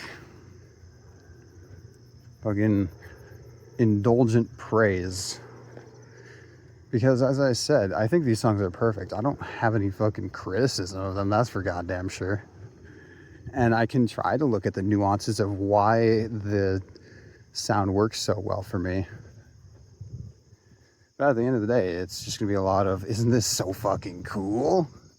Isn't this amazing? Yeah, like the atmosphere that the intro builds before that big swelling of, would you consider them horns? I don't know. I get like a sense of strings in that intro before the first verse comes in. A brilliantly done little piece of music. It transitions really nicely into that first verse with the kind of dark bluesy guitar riff. Would I call it bluesy? It's probably evident to anybody who knows anything about music that I don't know what the fuck I'm talking about. But yeah, I just think the progression of Carousel is brilliantly done. It doesn't have like a standard structure. It's 7 minutes long. The outro is just pianos and vocals for like 2 full minutes. But I'm not bored for a single fucking second listening to that song. It's so good. All of it is incredibly engaging, IMO. And, you know, the lyrics to that last part, the guest vocalists, gorgeous vocals, singing lyrics that make you stop and think, this is an MLP artist, kind of. It's songs like this that remind you that it's like a little bit demeaning to just box Vylet Pony into MLP artist, because especially these past few years, I think it's become evident that she's a lot more than that. Like, she's just an incredible musician. Like, if you're to put her in any box, it'll be that one. Though dust our dreams, so are we, and into ashes we cast our destiny. A flower shows its worth when it's swallowed by the earth. Dawning the next day to come, life goes on. I still fear the open water. As tides bring mystery, is it so wrong to walk the paths already built for me? Stagnation. You know, when the tides bring mystery, is it so wrong to, you know, stay the course? To stay where I'm at in the familiar and in the cozy? Right, and it's in these songs, especially Carousel, where in the story of the album, the most I could say is that, like, it seems Vylet and Creekflow are like starting to come to a little bit of an understanding, because this is something I forgot to talk about with Carrion Child and Hush, because I just, again, it's a part of the story that I don't fully comprehend. But Vylet and Creekflow's meeting is hostile at first. Creekflow is clearly fucking pissed, probably about like being, you know, repressed, and for being essentially the summation of everything that Vylet doesn't like want. You know, Creekflow calls her a murderer, presumably referring to the fact that she has killed these ideas and these dreams and attempted to kill these parts of herself that have now been resurrected and manifested in this being. And so after that, you know, aggressive first encounter, now they're like riding a carousel together and just coming to an understanding, which is important. But I suppose I'll talk more about that at the end, because I have like a big point that will be much more clear with like everything on the table again, even though presumably you've listened to the album. I sure hope you have, because I need you all to listen to these last 4 songs. I need it. Like these are songs that transcend like any idea of what this album and this artist are like supposed to be, which is fitting, I suppose. Like, I don't care what kind of music you usually listen to and usually enjoy. I don't care like what artists you think you like. I don't care what your background is in music. I need you to at least give this album, but especially these 4 songs, a try, because I think they're such like brilliant pieces of music. They're not just like good rock songs or good ballads or good pop songs. I guess you'd call Futura a pop song. I don't know, like a soft electronic piece. Whatever your feelings on these genres, it doesn't matter, because they're just incredible pieces of music. They're not just good songs of these genres, they're just good songs. Which I'd say about a lot of the songs that I like, but just don't worry about it, alright? Just listen to them. Anyway, yeah. Carousel. Yeah, what a fucking title track. It's so good.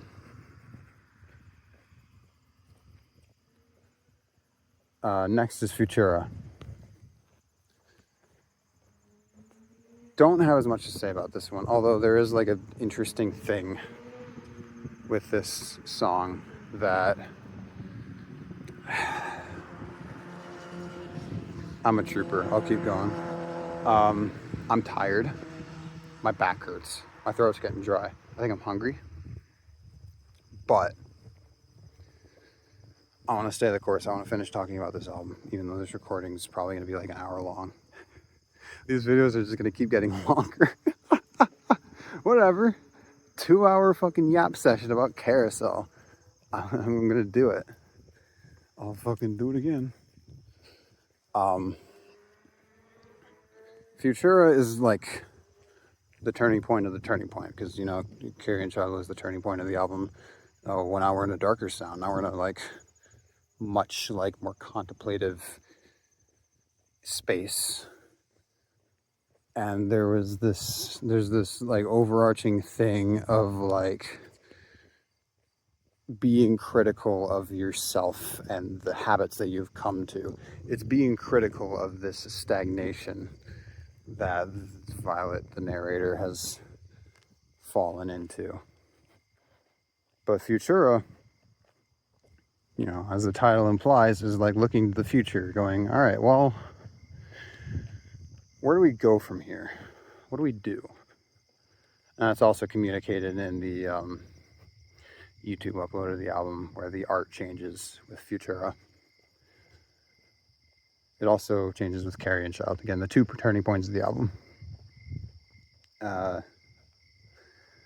so, yeah, Futura you could almost see as like an expression of the conversation between Vylet and Creek Flow of like, all right, well, here we are. I mean, we're 2 separate beings with 2 kind of different ideas of like what we're supposed to be doing here. Let's talk it out. Let's figure it out. We've got this common problem of stagnation. Something is not working for the both of us. Something needs to happen. Something needs to change. And so, you know, Futura, I can remember the lyrics.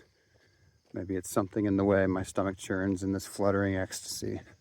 The feeling that right around the corner is a rough and something sea. The recognition that the path ahead will be tumultuous. But I imagine for you a forest quite serene. The stillness of the lake it hides is what makes you feel free. One without the other is a paradise lost. One without the other is a fallacy. Jesus. They're really good lyrics. This is what was happening there. I was just appreciating that. The path ahead may be tumultuous, but like, I see a good future for you, for us. That line, one without the other is a fallacy. It's talking about these two disparate beings. You know, the meeting between Vylet and Creek Flow is hostile at first, but the reality is they are connected. They are like part of the same thing, the same being, I guess you could say. You can't have one without the other. Going back to the shadow stuff, these parts of yourself that you feel aren't you, these parts of yourself that you don't like, they're still parts of you. You can't deny that, and you can't reject that, at least not healthily. A big part of the point of this album is that you can't do that. Anyway, I'll do that connecting at the end. There's a lot of connecting to do, because there's a few like disparate themes of this album, but again, very fittingly, they all kind of tie together. So, okay. Yeah, that's what Futura is all about. It's about the reconciliation between these two beings that are kind of like a part of each other, and learning to figure out a way to navigate this terrifying fucking future. But they're gonna do it together. All right, Creek Flow. Creek Flow is a masterpiece. That one I did put on my official little playlist. I think that Creek Flow is probably the greatest finale I've heard to any album ever. One of the interesting things about Futura that I neglected to talk about, oops, LOL, is that it subverts what I typically expect from a song. So I've talked before about how when I listen to music, I listen for the climax. Now, most popular music, that takes the form of a third chorus. The third chorus is often like more layered, more energetic in some fashion than the rest of the song. The rest of the song is kind of leading up to that. But even if there is no third chorus necessarily, I like climaxes in music. This point that the song has been building to, where it all kind of comes together, the highest point of energy in the song. I think that's a good way to put it. I really appreciate those moments. Most of the music I listen to has those in some capacity. And I mostly enjoy music that is in some capacity working around those moments. And so a song like Futura throws me off a little, because you could consider the bridge before that final verse to be a climax. But something in the way it's structured, something in the composition leads me to think oh, this is building to something. Oh my goodness. After a verse, the sound picks up. You get more energy. It speeds up. And so it feels like it's going to build to something, but it doesn't. The sound just kind of drops away for the final verse. And, I think it's natural to think, if you're in my headspace, I almost said MySpace. How embarrassing would that be? I never even used MySpace. That's before my time, really. It's natural in my headspace to think oh, it's kind of disappointing. But I don't. In spite of this subverting what I normally listen to music for, I still think it's fucking great. I think it's like amazing, and the diffusion of tension, just, I don't know, it works. I'm not left feeling dissatisfied. I'm left thinking like, oh, that was nice. That was a neat little journey I went on. A song I compare Futura to often is, I'm not going to remember the name, unfortunately, the final track of C418's album One. That song does something very similar. The final verse has the sound pick up. There's more layers, there's more energy. Oh my goodness, diffuses. And C418 actually does that quite a bit. Another example is Alpha off of the, I think it's Minecraft Beta soundtrack. It's 10 fucking minutes long, and there's multiple moments where it does that. And it feels like being blue-balled. But it works. I think with lesser artists, I might think like, oh, how disappointing, but no, I think it works. In Futura's case, I still think the song works on its own, but you know, it helps that in the context of the album, Futura is then preceded by Creek Flow, which serves as the climax that Futura didn't have. And what a fucking climax it is. Because after a soft, gorgeous acoustic intro, which again includes that callback to Pony Rock, I'll inherit the earth as it was meant to be. When will I break? When will I break? When will I finally break? God, I'm so off key. It's fine. Who cares? Yeah, I was just trying to remember the lyrics, and I got caught up in the moment, you know. Yeah, call back to the opening track. Nice sense of cohesion. But that acoustic section builds up to this explosion of sound. There's so many layers to it, so much energy, so much like brilliant sound design, great melodies almost like overlapping with one another. It's perfectly done. And I also think it's really meaningful that the Sing a Song About Life sample is used just before this climax. Oh my God, I'm getting so tired. I really want to sit down in my apartment. I really, really want to. But I also want to like wrap up my thoughts on this album. We're at the final track. This final fucking perfect, amazing track. Oh God, I love Vylet Pony. Okay. So yeah, Creek Flow is the big fucking finale to the album. Again, I wish I could speak on the lyrics more. There are not many lyrics, and the lyrics that are there are pretty abstract. Like fucking sorry, I'm trying to remember how it goes, how the outro goes.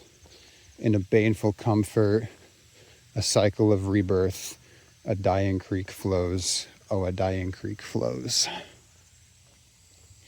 I mean, in the Cycle of Rebirth album, what? In a Cycle of Rebirth lyric, you can see the parallel there. It's the, you know, we're just going around in circles thing. The carousel, a cycle.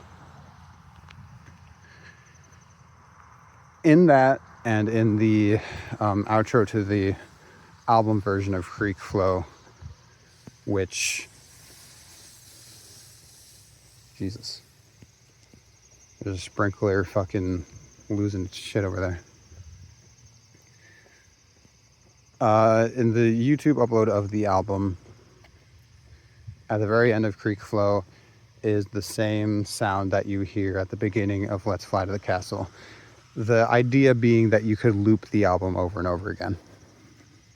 And then there's this idea of a cycle of rebirth. And then there's the carousel, which goes around and around. And then there's the idea of stagnation, going in circles.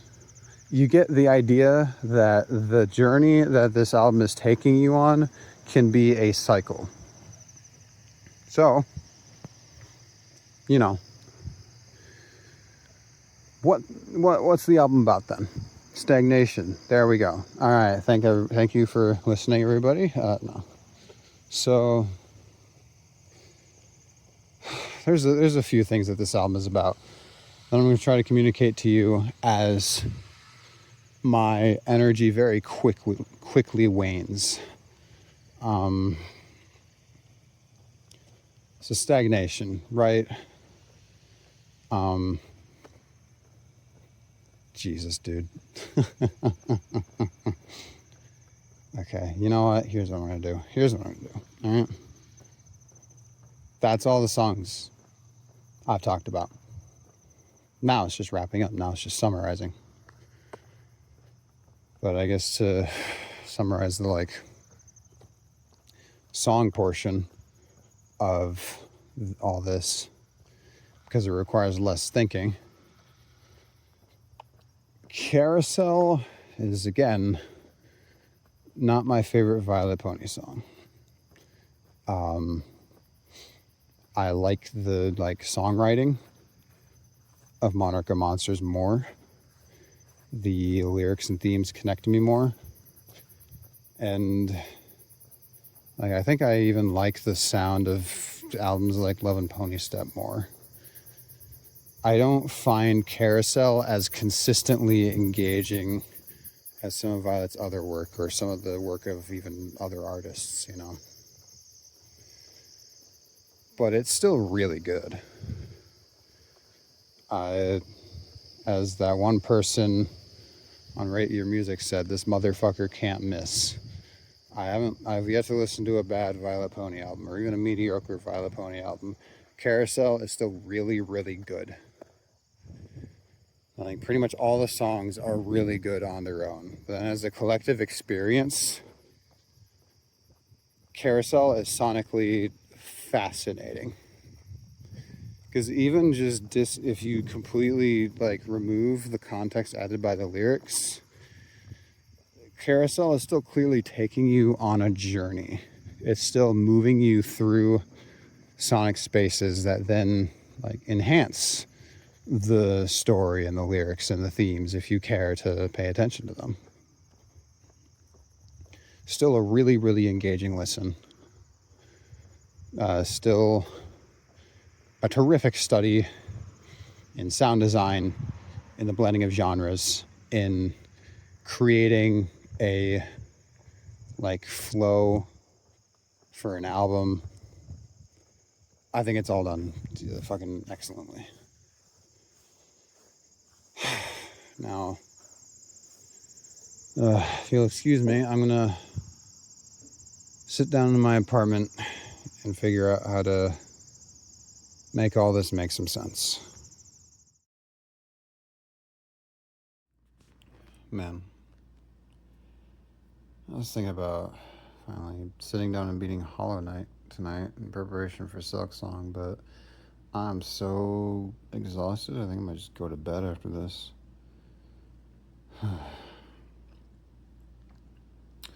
Miss Denver, man. This apartment's pretty empty now. I mean, not to say I haven't filled out the space the best I can, you know. Not to be a r/male living space user. I've got, in this living room, I've got 2 couches. I've got a TV on an entertainment center. I've got a coffee table and a shelf. I'm kind of kitted out if you think about it. But it's just me. Anyway, uh, Carousel. Let's talk about that album. If I sound like,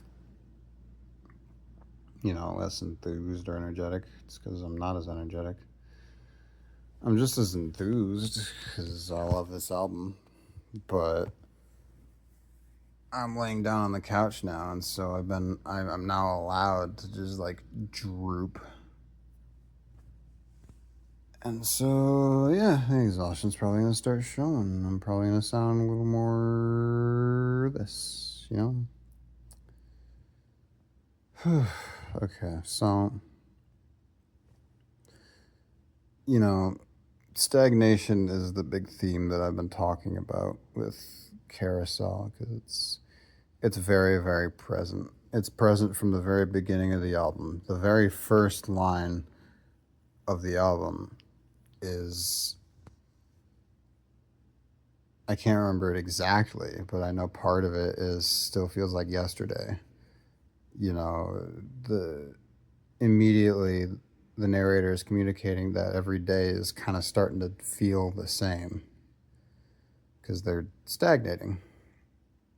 And then, immediately relate it to the title of the album, which is Carousel. Everything's going in circles, everything's repeating. It all goes in circles, right? It's like Echo, the visual novel. You're just going in circles, etc. And again, this theme of stagnation is a reflection of likely, well, again, it's the three things from Brohoof. It's a reflection of just life in general, just a person's like personal journey or a reflection of their life, because I think we've all experienced stagnation in some form. It's an experience as just an artist in general. You'll tend to stagnate, whether just due to like, fear of trying new things, fear of failure, or just the comfort in doing what you know, or because of like fan pressure and expectation. And then you have the stagnation of like culture, I guess. Like people just wanting the same old things, people just wanting the familiar and the cozy, the things that they already know, instead of trying new things or embracing new ideas and stuff like that. It's about all of those things. It's about stagnation in all those forms.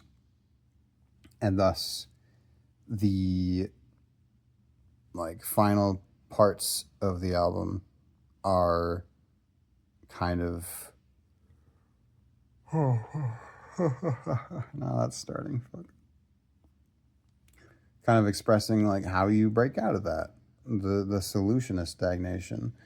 It's nothing like it's not a step by step guide, which music isn't supposed to fucking give you. But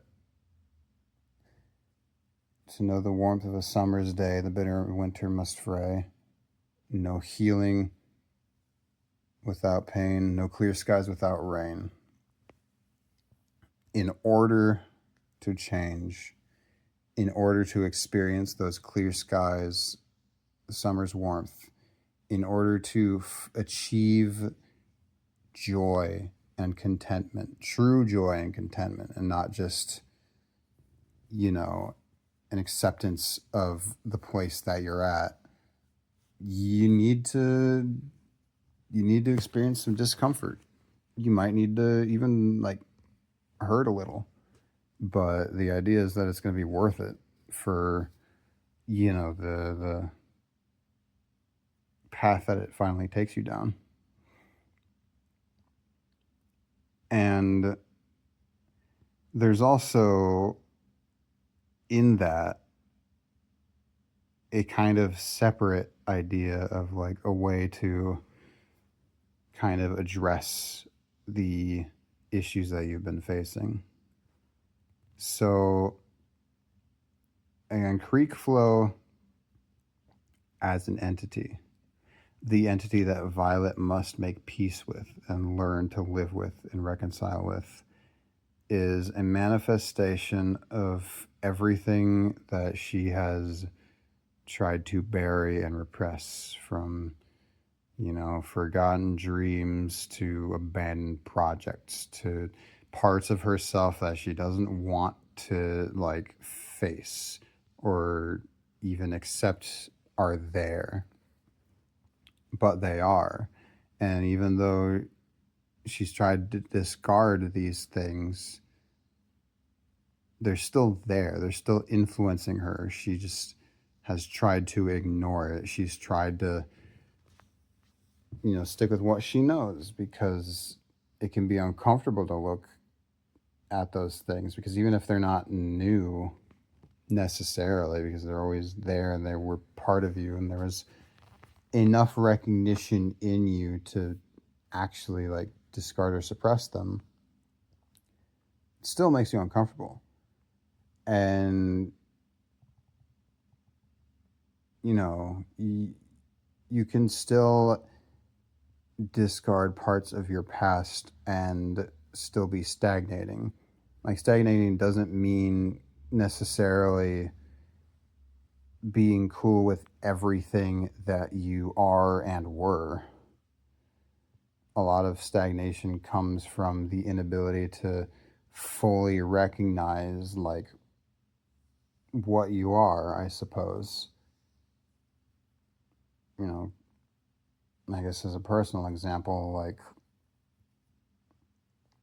the biggest piece of me that I don't like, apart from like the depression, I guess, is my jealousy. I get jealous very easily. I get possessive of the people that I care about. And, I'm just kind of insecure in that way. And I really dislike that aspect of my personality. For a very long time, I've simply wished it would go away. And there was a chunk of my life, somewhat recently, where I think I just kind of ignored that part of me and kind of ignored that issue. And so when something happened to really trigger that jealousy, I was blindsided. I had a very difficult and lengthy period of time trying to like wrestle with that jealousy, but I didn't do it in a healthy way. I tried to deal with that jealousy. Well, I don't know. Um, I did use a couple unsuccessful strategies trying to deal with that jealousy, but for the most part, I wasn't actually trying to deal with it. I was just like, I guess, trying to suppress it, like just shitting on myself for feeling this way. Um, and I can't recommend that. um, Sorry, I got distracted. My phone said its storage is almost full. I think what I gotta do is I gotta clear out some of the trash, because for some reason that still takes up storage on my phone. So I'm just gonna go do that quick. Where the fuck was I? Um, yeah, okay, so in my basically,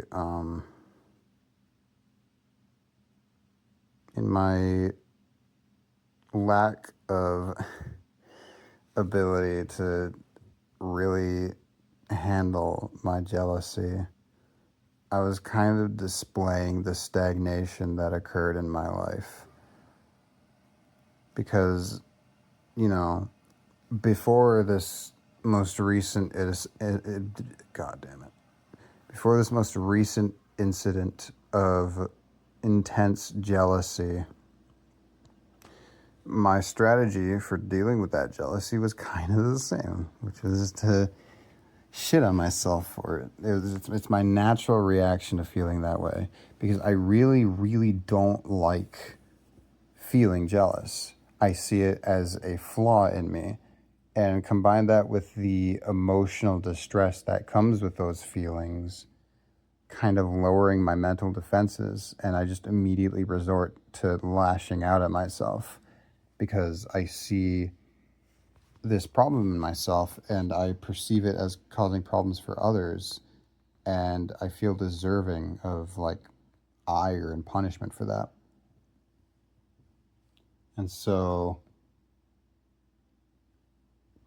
that's what I always did in the past when I was jealous. And I never really like critically looked at that, and I never really made much effort to change myself or change the way I responded to these feelings. And so when another, thing to be jealous of came up, I ended up just doing the same thing. I ended up just repeating the cycle. So that's what can happen when you don't take these parts of yourself you dislike and actually learn to reconcile with them. I think what really like solidifies this and makes this concrete is actually a part in Love and Pony Step in Reekfish and the Comet Catcher. The sample at the beginning from a Anthony Fantano interview. This artist talks about how she's been making an effort to take these parts of herself and actually reconcile with them and say like, hey, no, like you're okay, you're allowed to be this way. That's super relevant to Carousel because that's like a lot of what the album's story is about, and thus it's what a lot of like the themes are communicating, is that there are these aspects of yourself that you're not gonna like, that you might be ashamed or afraid of, but in suppressing them rather than facing them or reconciling with them, you are stagnating. In order to like really move forward as a person, not only do you have to face new challenges, not only do you have to push yourself to like be better and face these new situations and really become determined to grow as a person, you need to also, face these other parts of yourself. You need to reflect on who you are or were as a person in your totality in order to know where to go from here. That's also something that's touched on in Monarch of Monsters. You're not going to be, you don't need to be like, you're not going to be happy with your trauma. I think it's safe to say. And you may not like the person that you were before, either because of your trauma or just, well, I think most bad people are created because of trauma. Or bad people are created by having too much unchecked power. But, anyway. You may not like who you were before, but you kind of need to recognize and reflect on that. And from there, you can use the lessons that you've learned to create a better future for yourself. That's expressed in Carousel as well. Vylet, was at first afraid of what creek float is and what they represent. Because, they represent the things, parts of herself that she doesn't like. But she has to learn to accept that in order to move forward. Because, again, if you don't reconcile with these parts of yourself, you're gonna stagnate.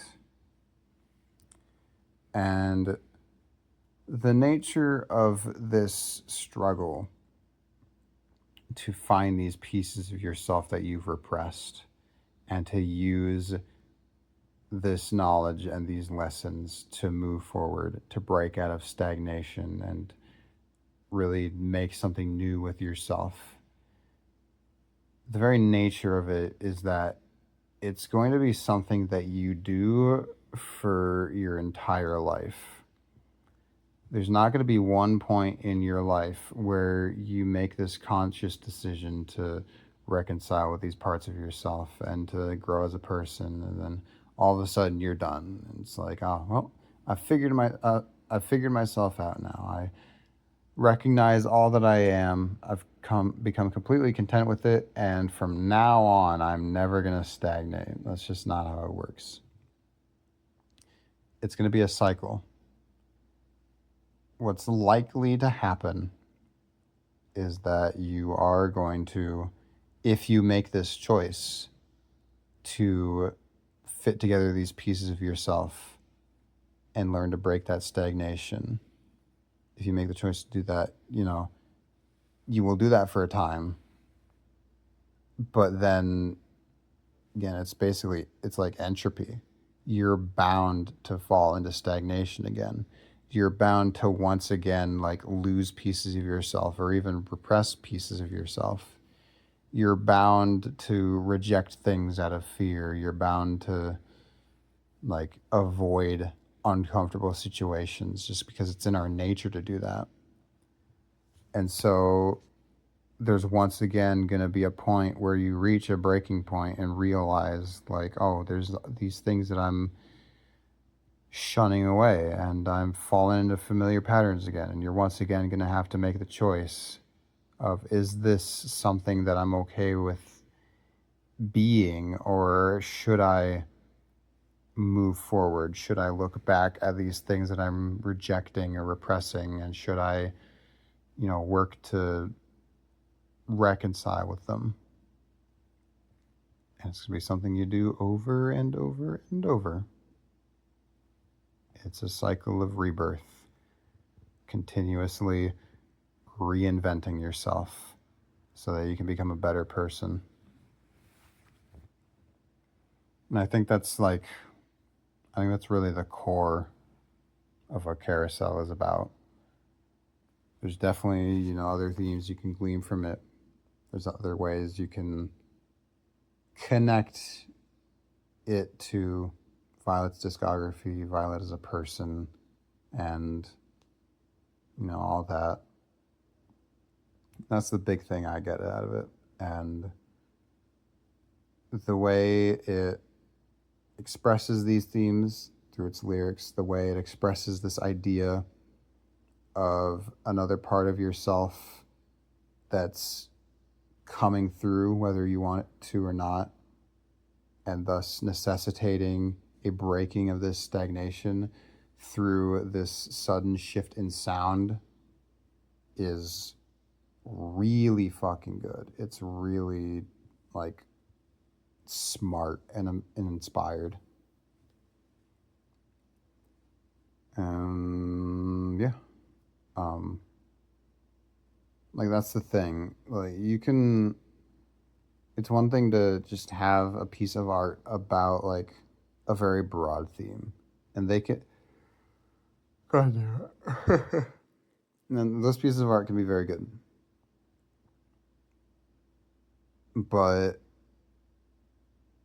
pieces of art like this that target like a specific point of the human experience, or even just something that we don't often like see art about, at least I don't see art about often, that's the really good shit. I don't think yeah, I guess the easy comparison is Echo. Echo is also about stagnation in a lot of ways. It's about the cyclical nature of both history and just human nature. And it's also in large part about repression and you know, the rejection of these parts of yourself that you don't want to recognize. I'm kind of realizing a lot of the similarities now, actually. Echo also deals with like a shadowy part of yourself in like a much different way, but you know, there's literally a shadowy doppelganger in that game. So, yeah.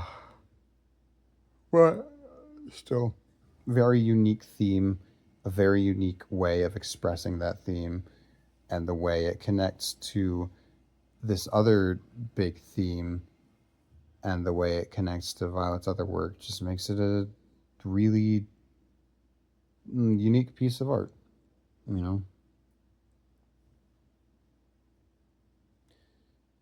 TLDR, Carousel by Vylet Pony is pretty good.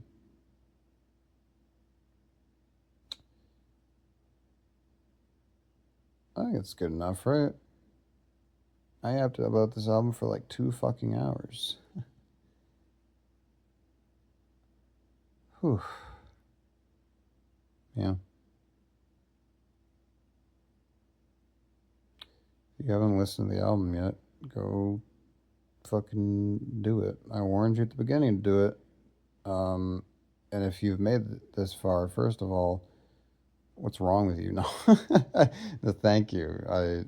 If you've listened this far, like, holy shit, I can't believe, like, you know, this was engaging enough to listen to all the way through. Or you're asleep. That's possible too, I guess.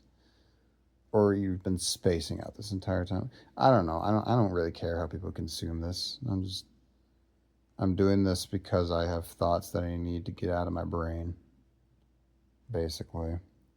Um, and yeah, I was thinking about this album a lot, and I'm very passionate about this album.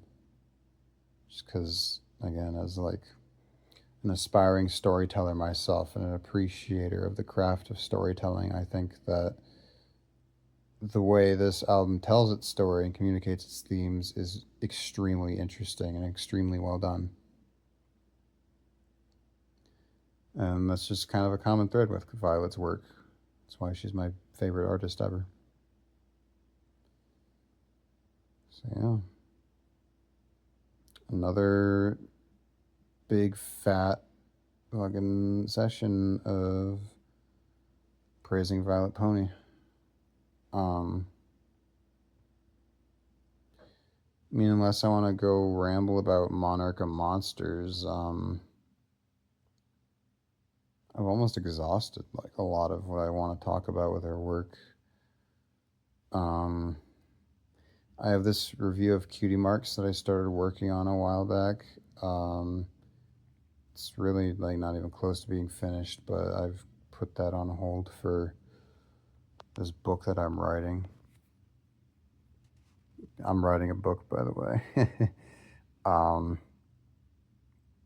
can't say when the first few chapters will be coming out, but it'll be coming out on my blog, which there will be a link to in the description. And I think it'd be cool if you read some of that stuff. And I think it'd be cool if you hit that like and subscribe button for more of my fucking ramblings.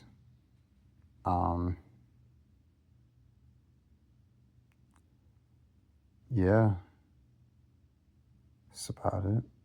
It's about it. Take care of yourselves, gay people. See you on the fucking flip side.